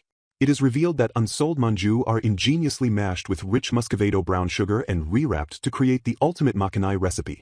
The secret concludes with the decadent revelation of sweetened dough wrapped in a final layer of rich brown sugar dough, creating an unforgettable culinary masterpiece. Yashapan carefully lowers the raw manju into the bubbling oil to ensure a flawless fry. The ultimate makanai fried manju emerges from a decadent fusion of sweet bean paste, sugar flour, and sizzling oil. Biting into the crispy crust, a sister bluntly declares that absolutely everything tastes infinitely better when deep-fried. Joyful laughter erupts across the bustling kitchen as the golden treats playfully bounce and pop in the boiling fat. Dexterously twirling a wooden stick, a cook hastily rescues a dripping pastry just seconds before it burns to a crisp.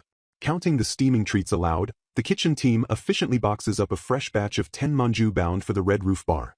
Halting Leonid in his tracks, a sister confidently entrusts the urgent, freshly packed delivery to his capable hands. Gently offering a well-deserved snack, she thoughtfully urges Leonid to fill his empty stomach before rushing off into the city. Reaching out with a warm smile, she generously offers him a slightly cooler pastry to protect his mouth from the scorching heat. To her absolute shock, Leonid aggressively leans forward and chomps down on the scalding hot treat straight from her outstretched hands. Flushed and huffing wildly, Leonid dashes off down the winding road at breakneck speed to complete his delivery. Puzzling over his masochistic choice to eat the scorching part, she quickly pivots to accept a new neighborhood order. Hurried footsteps tap rhythmically against the stone pavement as she rushes down the bustling, sunlit street. bubbling with pure excitement, she joyfully calculates how their booming sales to local aristocrats could easily fund exotic new seasonings. Swishing efficiently through her mounting daily tasks, she eagerly prepares to serve the next lucrative wave of wealthy customers. A sudden, violent collision abruptly shatters her joyful momentum as she crashes blindly into a solid, unmoving obstacle. Pure shock ripples through her entire body as she realizes the precious royal manju have scattered across the unforgiving ground. Frantically scanning the chaotic spill, raw panic sets in when she notices that a single manju has vanished without a trace. A towering, deeply intimidating stranger suddenly looms over her as she desperately searches the dirt for the missing pastry. The imposing man halts his powerful stride, locking his piercing, inescapable gaze directly onto the terrified girl. Holding the fallen treat securely in his firm grasp, the mysterious stranger smoothly assures her that the prized manju is perfectly safe. Staring upward in utter disbelief, a paralyzing wave of déjà vu washes over her as she struggles to place his hauntingly familiar face. Without a single word of warning, the towering stranger unexpectedly leans dangerously close to her frozen form. With a sharp, echoing crunch, he decisively bites into the hijacked treat right before her wildly stunned eyes. Savoring the rich culinary explosion, he casually likens the flavor to sweet honey while her mind frantically spins into a chaotic daydream. Flashing a devastatingly confident smirk, he smoothly purrs that the sugary confection is just as sweet as she is. Completely flustered by his shockingly brazen flirtation, her overwhelmed brain rapidly short-circuits in utter, blushing disbelief. Grinning slyly, the stranger notes that she doesn't seem to dislike him and calls it fortunate that she dropped her treat. Leaning in closely, he boldly suggests that the two of them should spend some intimate time together after this. Brushing off his advances, she briskly explains that the manju is a new street product and excuses herself in a panic. Dodging past the bustling crowd, she accidentally bumps into someone while rushing back to replace her dropped merchandise. The towering stranger watches silently in amusement as she dashes away through the lively, sunlit street. Observing her frantic retreat, he notes that he has never seen her around and wonders if she is the rumored nun. Assuring his confused companion that his interest goes beyond her food, he eagerly anticipates their next meeting. Scoffing at the sudden rejection, he admits his genuine surprise at how coldly the mysterious woman dismissed his charms. His bewildered companion visibly struggles to grasp the true meaning behind his cryptic, newfound fascination. Throwing her arms up in triumph, Elizabeth gleefully celebrates another incredibly successful day of spectacular sales. Beaming with fierce confidence, she rallies her team to maintain their explosive momentum for another popular run tomorrow. Zachary, the influential merchant's representative of Lavallease, suddenly interrupts with slow applause to praise Elizabeth's booming success. Chuckling politely, Elizabeth attributes her lively business prosperity to Zachary's gracious help while he expresses absolute delight. Flashing a deceptively polite smile, Zachary smoothly pressures the prosperous business owners into making a charitable donation to Lavallease.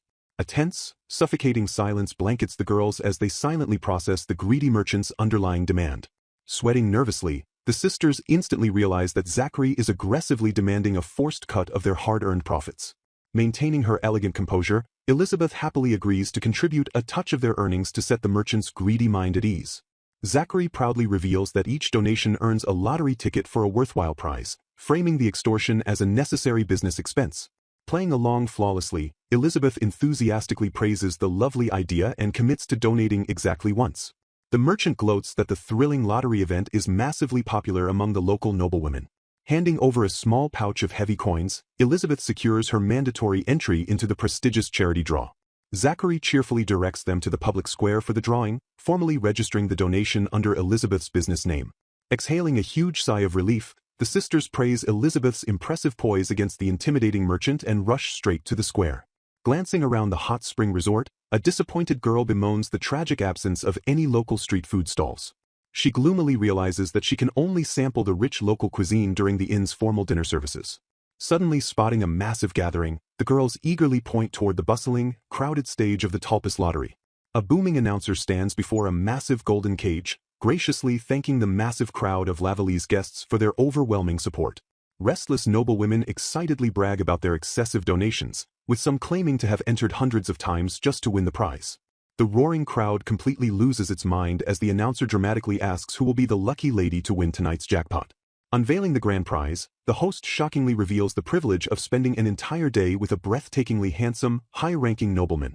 A sister stares in complete disbelief as her mind struggles to process the sheer absurdity of winning a literal date coupon. Another girl explains that the charity loophole legally allows restricted noblewomen to mingle with the handsome man in public without sparking a ruinous scandal. Realizing the immense difficulty of meeting such elite nobility, she finally understands why the desperate women are aggressively obsessing over the rare opportunity. Peering closely at the glaring stage, a sister's eyes widen as she recognizes the grand prize as the exact same man she bumped into earlier. Frozen in pure dread, she silently panics while locking eyes with the dangerously familiar noble standing triumphantly before the screaming crowd.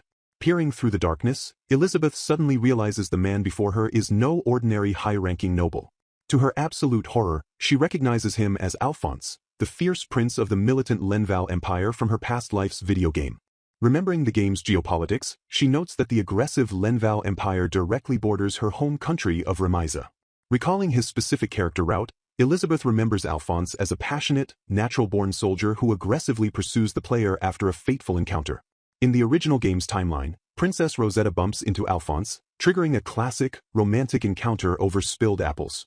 Piecing the timeline together, Elizabeth realizes that Rosetta's fated encounter never happened, explaining why Alphonse picked up her dropped manju instead of an apple. Filled with overwhelming dread, she desperately concludes that the game's romantic event has mistakenly triggered with her instead. The surrounding crowd erupts into deafening cheers and congratulations as Alphonse triumphantly claims his victory. Catching his well-earned prize with effortless grace, the prince smirks with absolute, overpowering confidence. Striding directly toward Elizabeth, Alphonse boldly thanks her for her earlier help and warns her to prepare herself. Completely flustered by his sudden declaration, Elizabeth stammers nervously as she struggles to process his demanding words. Suddenly, an imposing knight interrupts their exchange, suspiciously demanding to know Alphonse's identity and questioning their relationship. Panicking wildly, Elizabeth frantically waves her hands and vehemently denies any romantic involvement with the prince. Stepping protectively in front of her, the knight sternly orders Alphonse to cease his nuisance since Elizabeth is clearly uninterested. Alphonse locks eyes with the intervening knight, sparking a tense, silent standoff between the two powerful men. Sizing up the knight's imposing stance, Alphonse arrogantly acknowledges that he might actually be a worthy opponent. Scoffing at the interference, Alphonse coldly commands the man to play pretend knight somewhere else, dismissing him as completely out of place. Furious at the blatant disrespect, the knight tenses his muscles as Alphonse dramatically turns his back. Ignoring the rising tension, Alphonse casually glances back and confidently promises to see Elizabeth tomorrow. As the prince walks away, a frantic bystander warns Alphonse that he just insulted the legendary warrior known as the Sacred Lion's Greatsword. Completely unfazed by the terrifying title, Alphonse arrogantly claims he has never heard of him and continues walking toward the inn. Left standing in the bustling street, the knight glares at Alphonse's retreating back and deeply questions the strange man's true nature. Analyzing his opponent's disciplined posture and foreign attire, the knight deduces that the arrogant stranger is definitely a seasoned military man. Meanwhile, Elizabeth's friend swoons dramatically, excitedly fantasizing about the romantic trope of an undercover prince from a foreign land. Lost in her breathless daydream, she gushes over the stranger's tall stature, handsome features, and fiercely reliable eyes. Believing him to be a smooth-talking charmer, she confidently assumes the mysterious man possesses vast romantic experience with women. Watching her friend fall completely for the prince's charm, Elizabeth suffers immense mental damage as the chaotic reality sets in. Recognizing the painfully obvious romantic tension, Elizabeth internally apologizes for lacking the grace to handle this disaster smoothly. Teasing Elizabeth mercilessly, her friend enthusiastically congratulates her on scoring a thrilling date with a rich, handsome man who will surely keep her awake all night. Forcing a painfully awkward laugh, Elizabeth weakly agrees while practically sweating bullets over her impending doom. Completely oblivious to Elizabeth's internal panic, her friend laughs cheerfully and enthusiastically wishes her a fun time. Glancing back at the chaotic sequence of events, Elizabeth accepts with utter dread that her worst suspicions have been fully confirmed. Elsewhere, the memory of Alphonse's arrogant insult burns intensely and fiercely within the blonde knight's mind. Gripping his sword with unyielding resolve, the knight firmly vows that his sacred knighthood is absolutely no game. Setting the stage for the dramatic retelling, the title page visually introduces the romantic world of the game. Reflecting on her past life, Elizabeth grimly recalls exactly how the prince's romantic route violently unfolds in the original story. Oblivious to each other's true identities, the main heroine Rosetta and Alphonse share a fateful encounter over a dropped apple. Shocking the heroine, Alphonse eventually reveals he is actually a hostile prince scouting to destroy the kingdom of Mofas. Forced into an impossible dilemma, the star-crossed lovers realize one of them must ultimately abandon their homeland forever. Choosing royal duty over love, a heartbroken Rosetta firmly rejects the prince and rightfully returns to her palace. Refusing to let her go, Alphonse ruthlessly invades and completely destroys the kingdom of Mofaz in his maddened pursuit. Confronting him amidst the burning ruins of her fallen throne, Rosetta tearfully demands to know why he committed such atrocities. Completely unrepentant, Alphonse fiercely declares that he could never give her up even if it cost an entire country. Overwhelmed by his intense devotion, Rosetta inexplicably accepts his dark love despite the utter destruction of her kingdom. Yielding to the twisted tricks of fate, the two lovers romantically embrace as the dawn rises over the shattered ruins. Outraging the game's fanbase, the bizarre scenario concludes with the happy couple celebrating with homemade apple pie a year later. Horrified by the terrifying geopolitical implications, Elizabeth fiercely vows to avoid this disastrous ending to protect her current home of Remisa. Groaning in sheer disbelief, Elizabeth agonizingly scoffs at the absolute absurdity of calling such a destructive path a happy ending. Snapping back to reality, a stern stylist firmly orders Elizabeth to sit completely still during her makeover. Distracted by the lavish surroundings, Elizabeth marvels at the gorgeous, exotic dresses exclusively available at the bustling resort. Ignoring the glamorous rental offers from the trading company, the focused stylist practically insists that sisters do not require extravagant gowns. Leaning in with expert precision, the stylist delicately applies a soft touch of blush to Elizabeth's nervous cheeks. Stepping back from her meticulous work, the stylist confidently declares that the elegant preparation is finally complete. Gazing at the stunning transformation, the onlookers gasp in genuine awe at Elizabeth's breathtaking new appearance.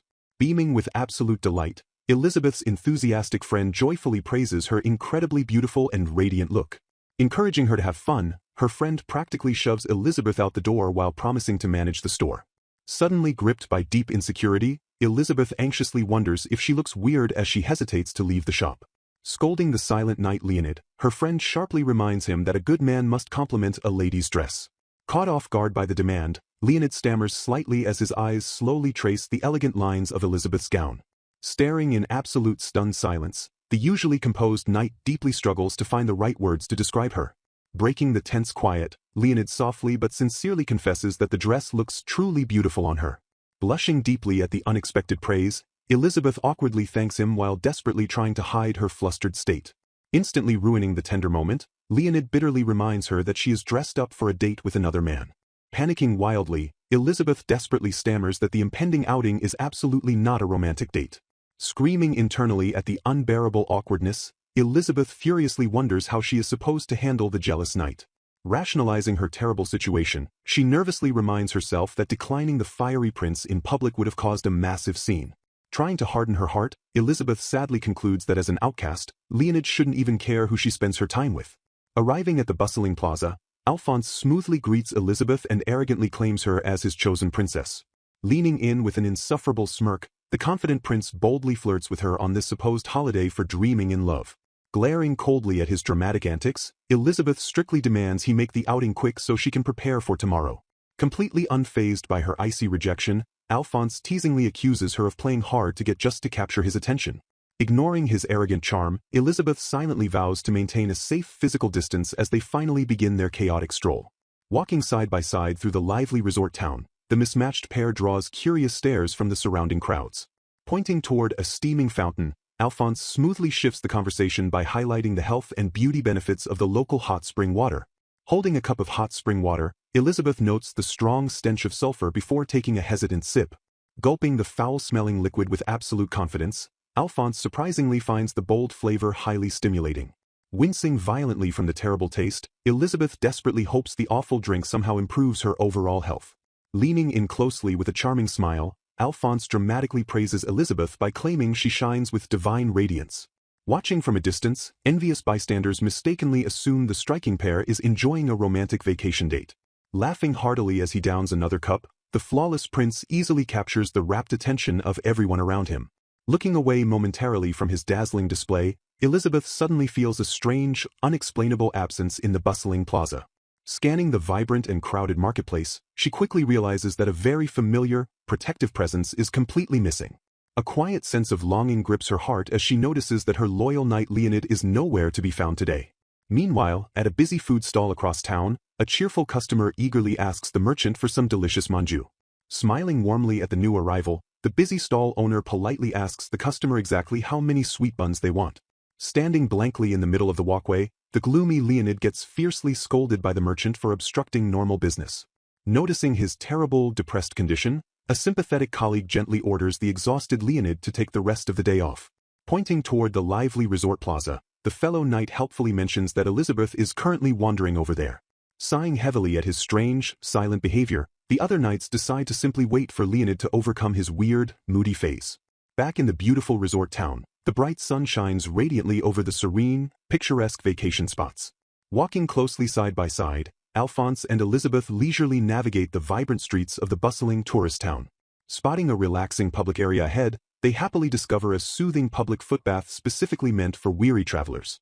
Sitting comfortably on the smooth wooden bench, they peacefully soak their tired feet in the warm, healing waters. Surprising his exhausted companion, Alphonse thoughtfully hands a delightfully shocked Elizabeth a refreshing cold sorbet.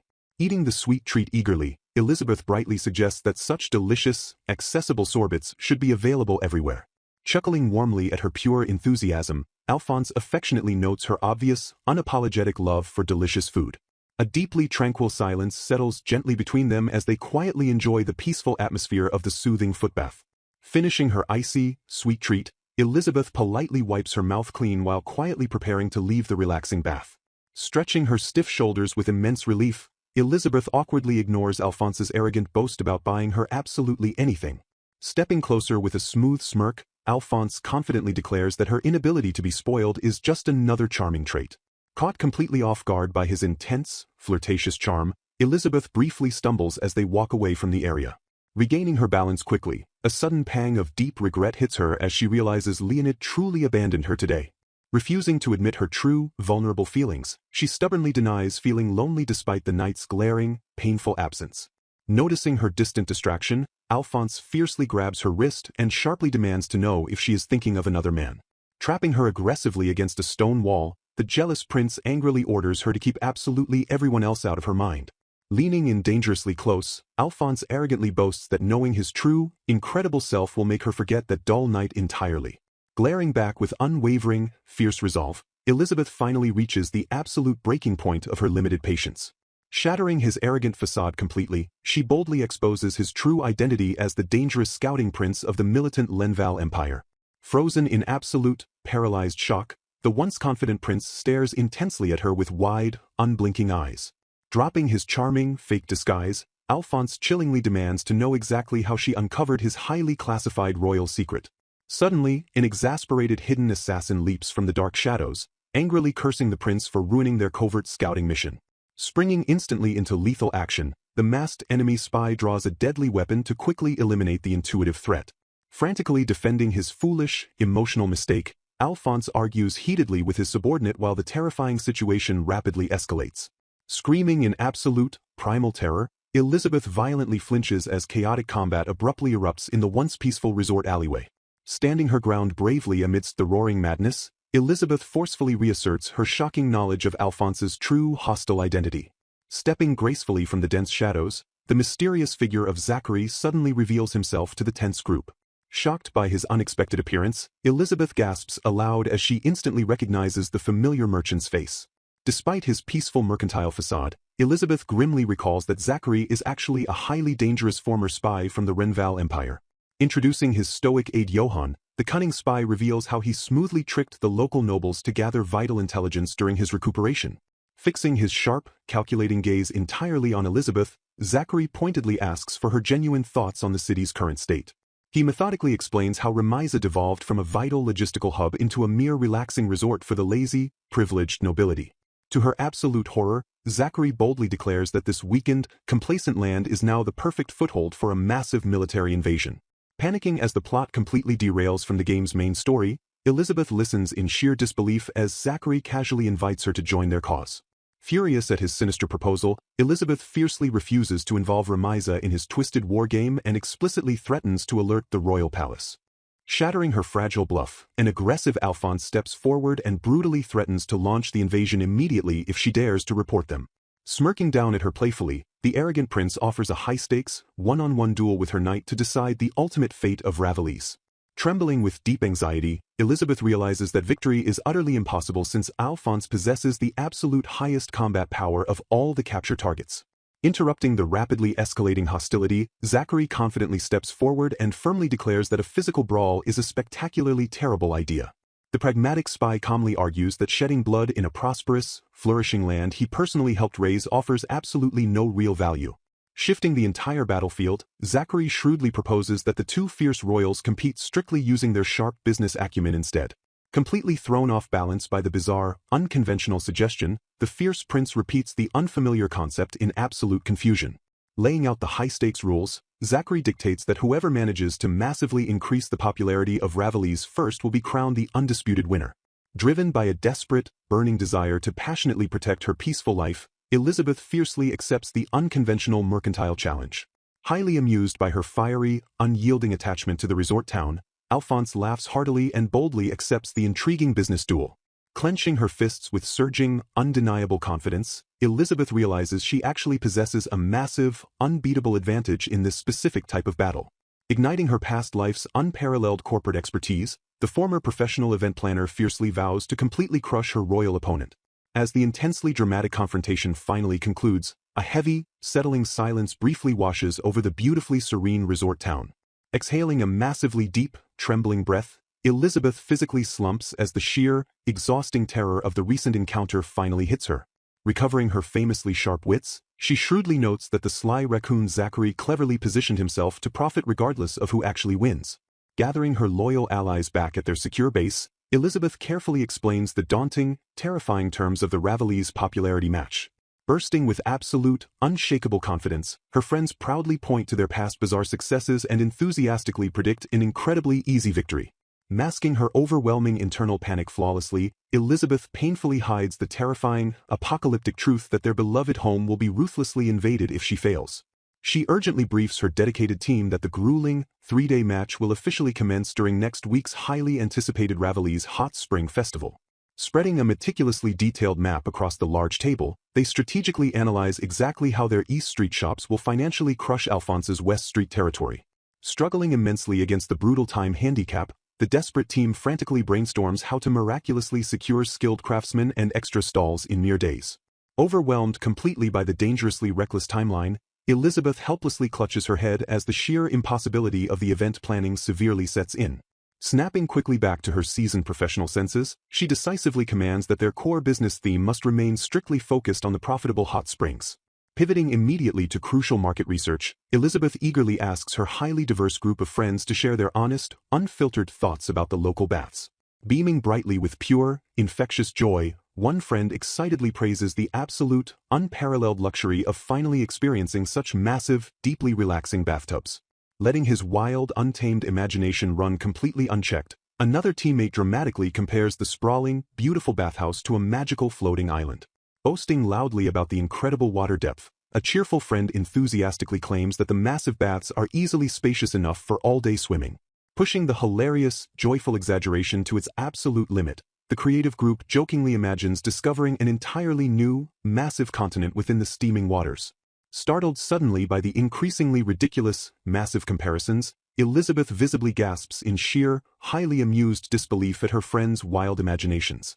Turning her focused attention to the quietest, most reserved member, Elizabeth gently prompts the deeply flustered Charlotte for her unique, personal perspective. Blushing furiously red, Charlotte bashfully admits that while rich nobles use the expensive baths as social salons, the practice remains entirely too embarrassing and costly for ordinary commoners. Elizabeth realizes that the local commoners strictly avoid the luxurious baths because Ravelese possesses an intimidating reputation as a resort meant exclusively for wealthy nobles. A friend sadly notes that Ravelese completely lacks the fun, vibrant cultural charm of casually strolling around while eating after enjoying a relaxing hot spring soak. Splashing gently in the warm water, Elizabeth struggles intensely to brainstorm unique, compelling products that could massively boost the resort's declining popularity.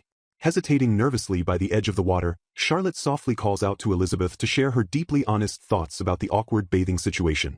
The modest girls bashfully confess that sharing the exact same grand bathing space with a high-ranking noble still feels incredibly unusual and deeply intimidating for them.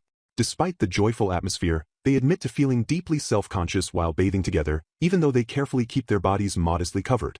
Realizing the severe cultural divide, Elizabeth suddenly considers expanding the spa's variations by introducing exciting new items to bridge the gap between nobles and commoners. An ominous aura instantly fills the humid bathhouse as her friends slowly circle her, loudly declaring that her skin has finally softened enough for their true, terrifying objective. Pointing fiercely toward a nearby massage bed, the determined girls ruthlessly command Elizabeth to prepare herself for a vigorous, full-body polishing session. Shocked completely by their sudden, intense shift in demeanor, Elizabeth visibly panics as her friends excitedly reveal a high-quality bottle of perfumed oil. Completely abandoning her previous modesty, Xenia eagerly steps forward with a frightening smile to begin the intense spa treatment for her lady's ultimate benefit. Showing absolutely no mercy, the girls ruthlessly vow to aggressively scrub away every single ounce of extra weight gained from Elizabeth's endless manju snacking. Helpless against their coordinated assault, Elizabeth violently endures a hilariously intense, full-body scrub down at the unyielding hands of her determined friends. Exhausted and thoroughly polished, Elizabeth groans weakly as she complains bitterly about their overly aggressive, borderline terrifying attentiveness. Glowing radiantly with freshly scrubbed skin, Elizabeth quickly changes her clothes as her curious friends ask if she is currently searching for the missing Leonid. Frowning with genuine, deep concern, her friends point out that the brooding knight hasn't been seen since he abruptly left the bustling food stall around noon. The girls exchange worried glances as they realize Leonid remained completely absent throughout their entire, incredibly lengthy bathing session. Blushing furiously red, Elizabeth aggressively denies being in a petty fight with the sulking knight while frantically attempting to brush off their merciless teasing. Shifting her intense focus strictly back to business, Elizabeth confidently hangs up traditional split curtains, known as Norin, to clearly divide the men's and women's baths. Stepping back to admire her brilliant handiwork, she proudly declares that authentic Norin are an absolute, undeniable necessity for any proper hot spring experience. Pacing excitedly in front of the grand baths, Elizabeth enthusiastically explains her master plan to swap the curtains regularly so all guests can experience both luxurious interiors. Flustered deeply by the baffled stares of the spa staff, Elizabeth frantically assures them that she only hung the strange curtains as a temporary operational test. Sweating nervously under their intense, silent scrutiny, she desperately wonders if her brilliant, past-life marketing strategy has completely flown over their native heads. Trying to ignite their passion, she passionately argues that guests will be hopelessly drawn to the irresistible temptation of exploring a brand-new bathhouse interior. Observing a sister struggling clumsily with her heavy garments, Elizabeth instantly realizes the severe impracticality of standard clothing in a humid bathhouse environment. Watching the highly uncomfortable struggle, she shrewdly notes that guests desperately require light, easy-to-wear garments specifically designed for lounging around the massive facility. Struck by a massive stroke of genius, Elizabeth decides to instantly order flashy, cheap yukata-style robes through Zachary's trading company to drive massive dress shop sales.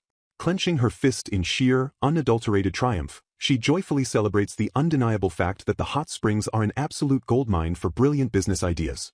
Returning silently to the empty baths later that night, Elizabeth happily strips down completely, fiercely relishing the unparalleled joy of a solitary, naked soak. Slipping gracefully into the steaming, crystal-clear water, she lets out a deep sigh of profound relief as the soothing warmth instantly melts her exhaustion away. Taking full advantage of the massive, completely empty pool, Elizabeth playfully paddles around the luxurious bath with absolutely zero restraint. Gliding smoothly through the serene water, she carefully observes how the intricate, masterful architecture of this side significantly differs from the opposing bath. Investigating the stunning decor up close, she notices that the scalding hot water on this side elegantly pours directly from the mouth of a magnificent, roaring lion statue. Thoroughly enchanted by the beautiful aesthetic variations, Elizabeth happily confirms that rotating the grand baths will definitely provide a highly entertaining experience for future guests. Floating effortlessly on her back, she stares directly up at the beautifully vaulted ceiling and completely loses herself in the sheer, heavenly tranquility. Drifting closer to the ornate lion statue, Elizabeth smiles warmly as she fully embraces the immensely fun, relaxing atmosphere of the distinctively different bathhouse side. Suddenly, a faint, highly unexpected sound sharply pierces the quiet room, causing Elizabeth to flinch violently and instantly snap to high alert.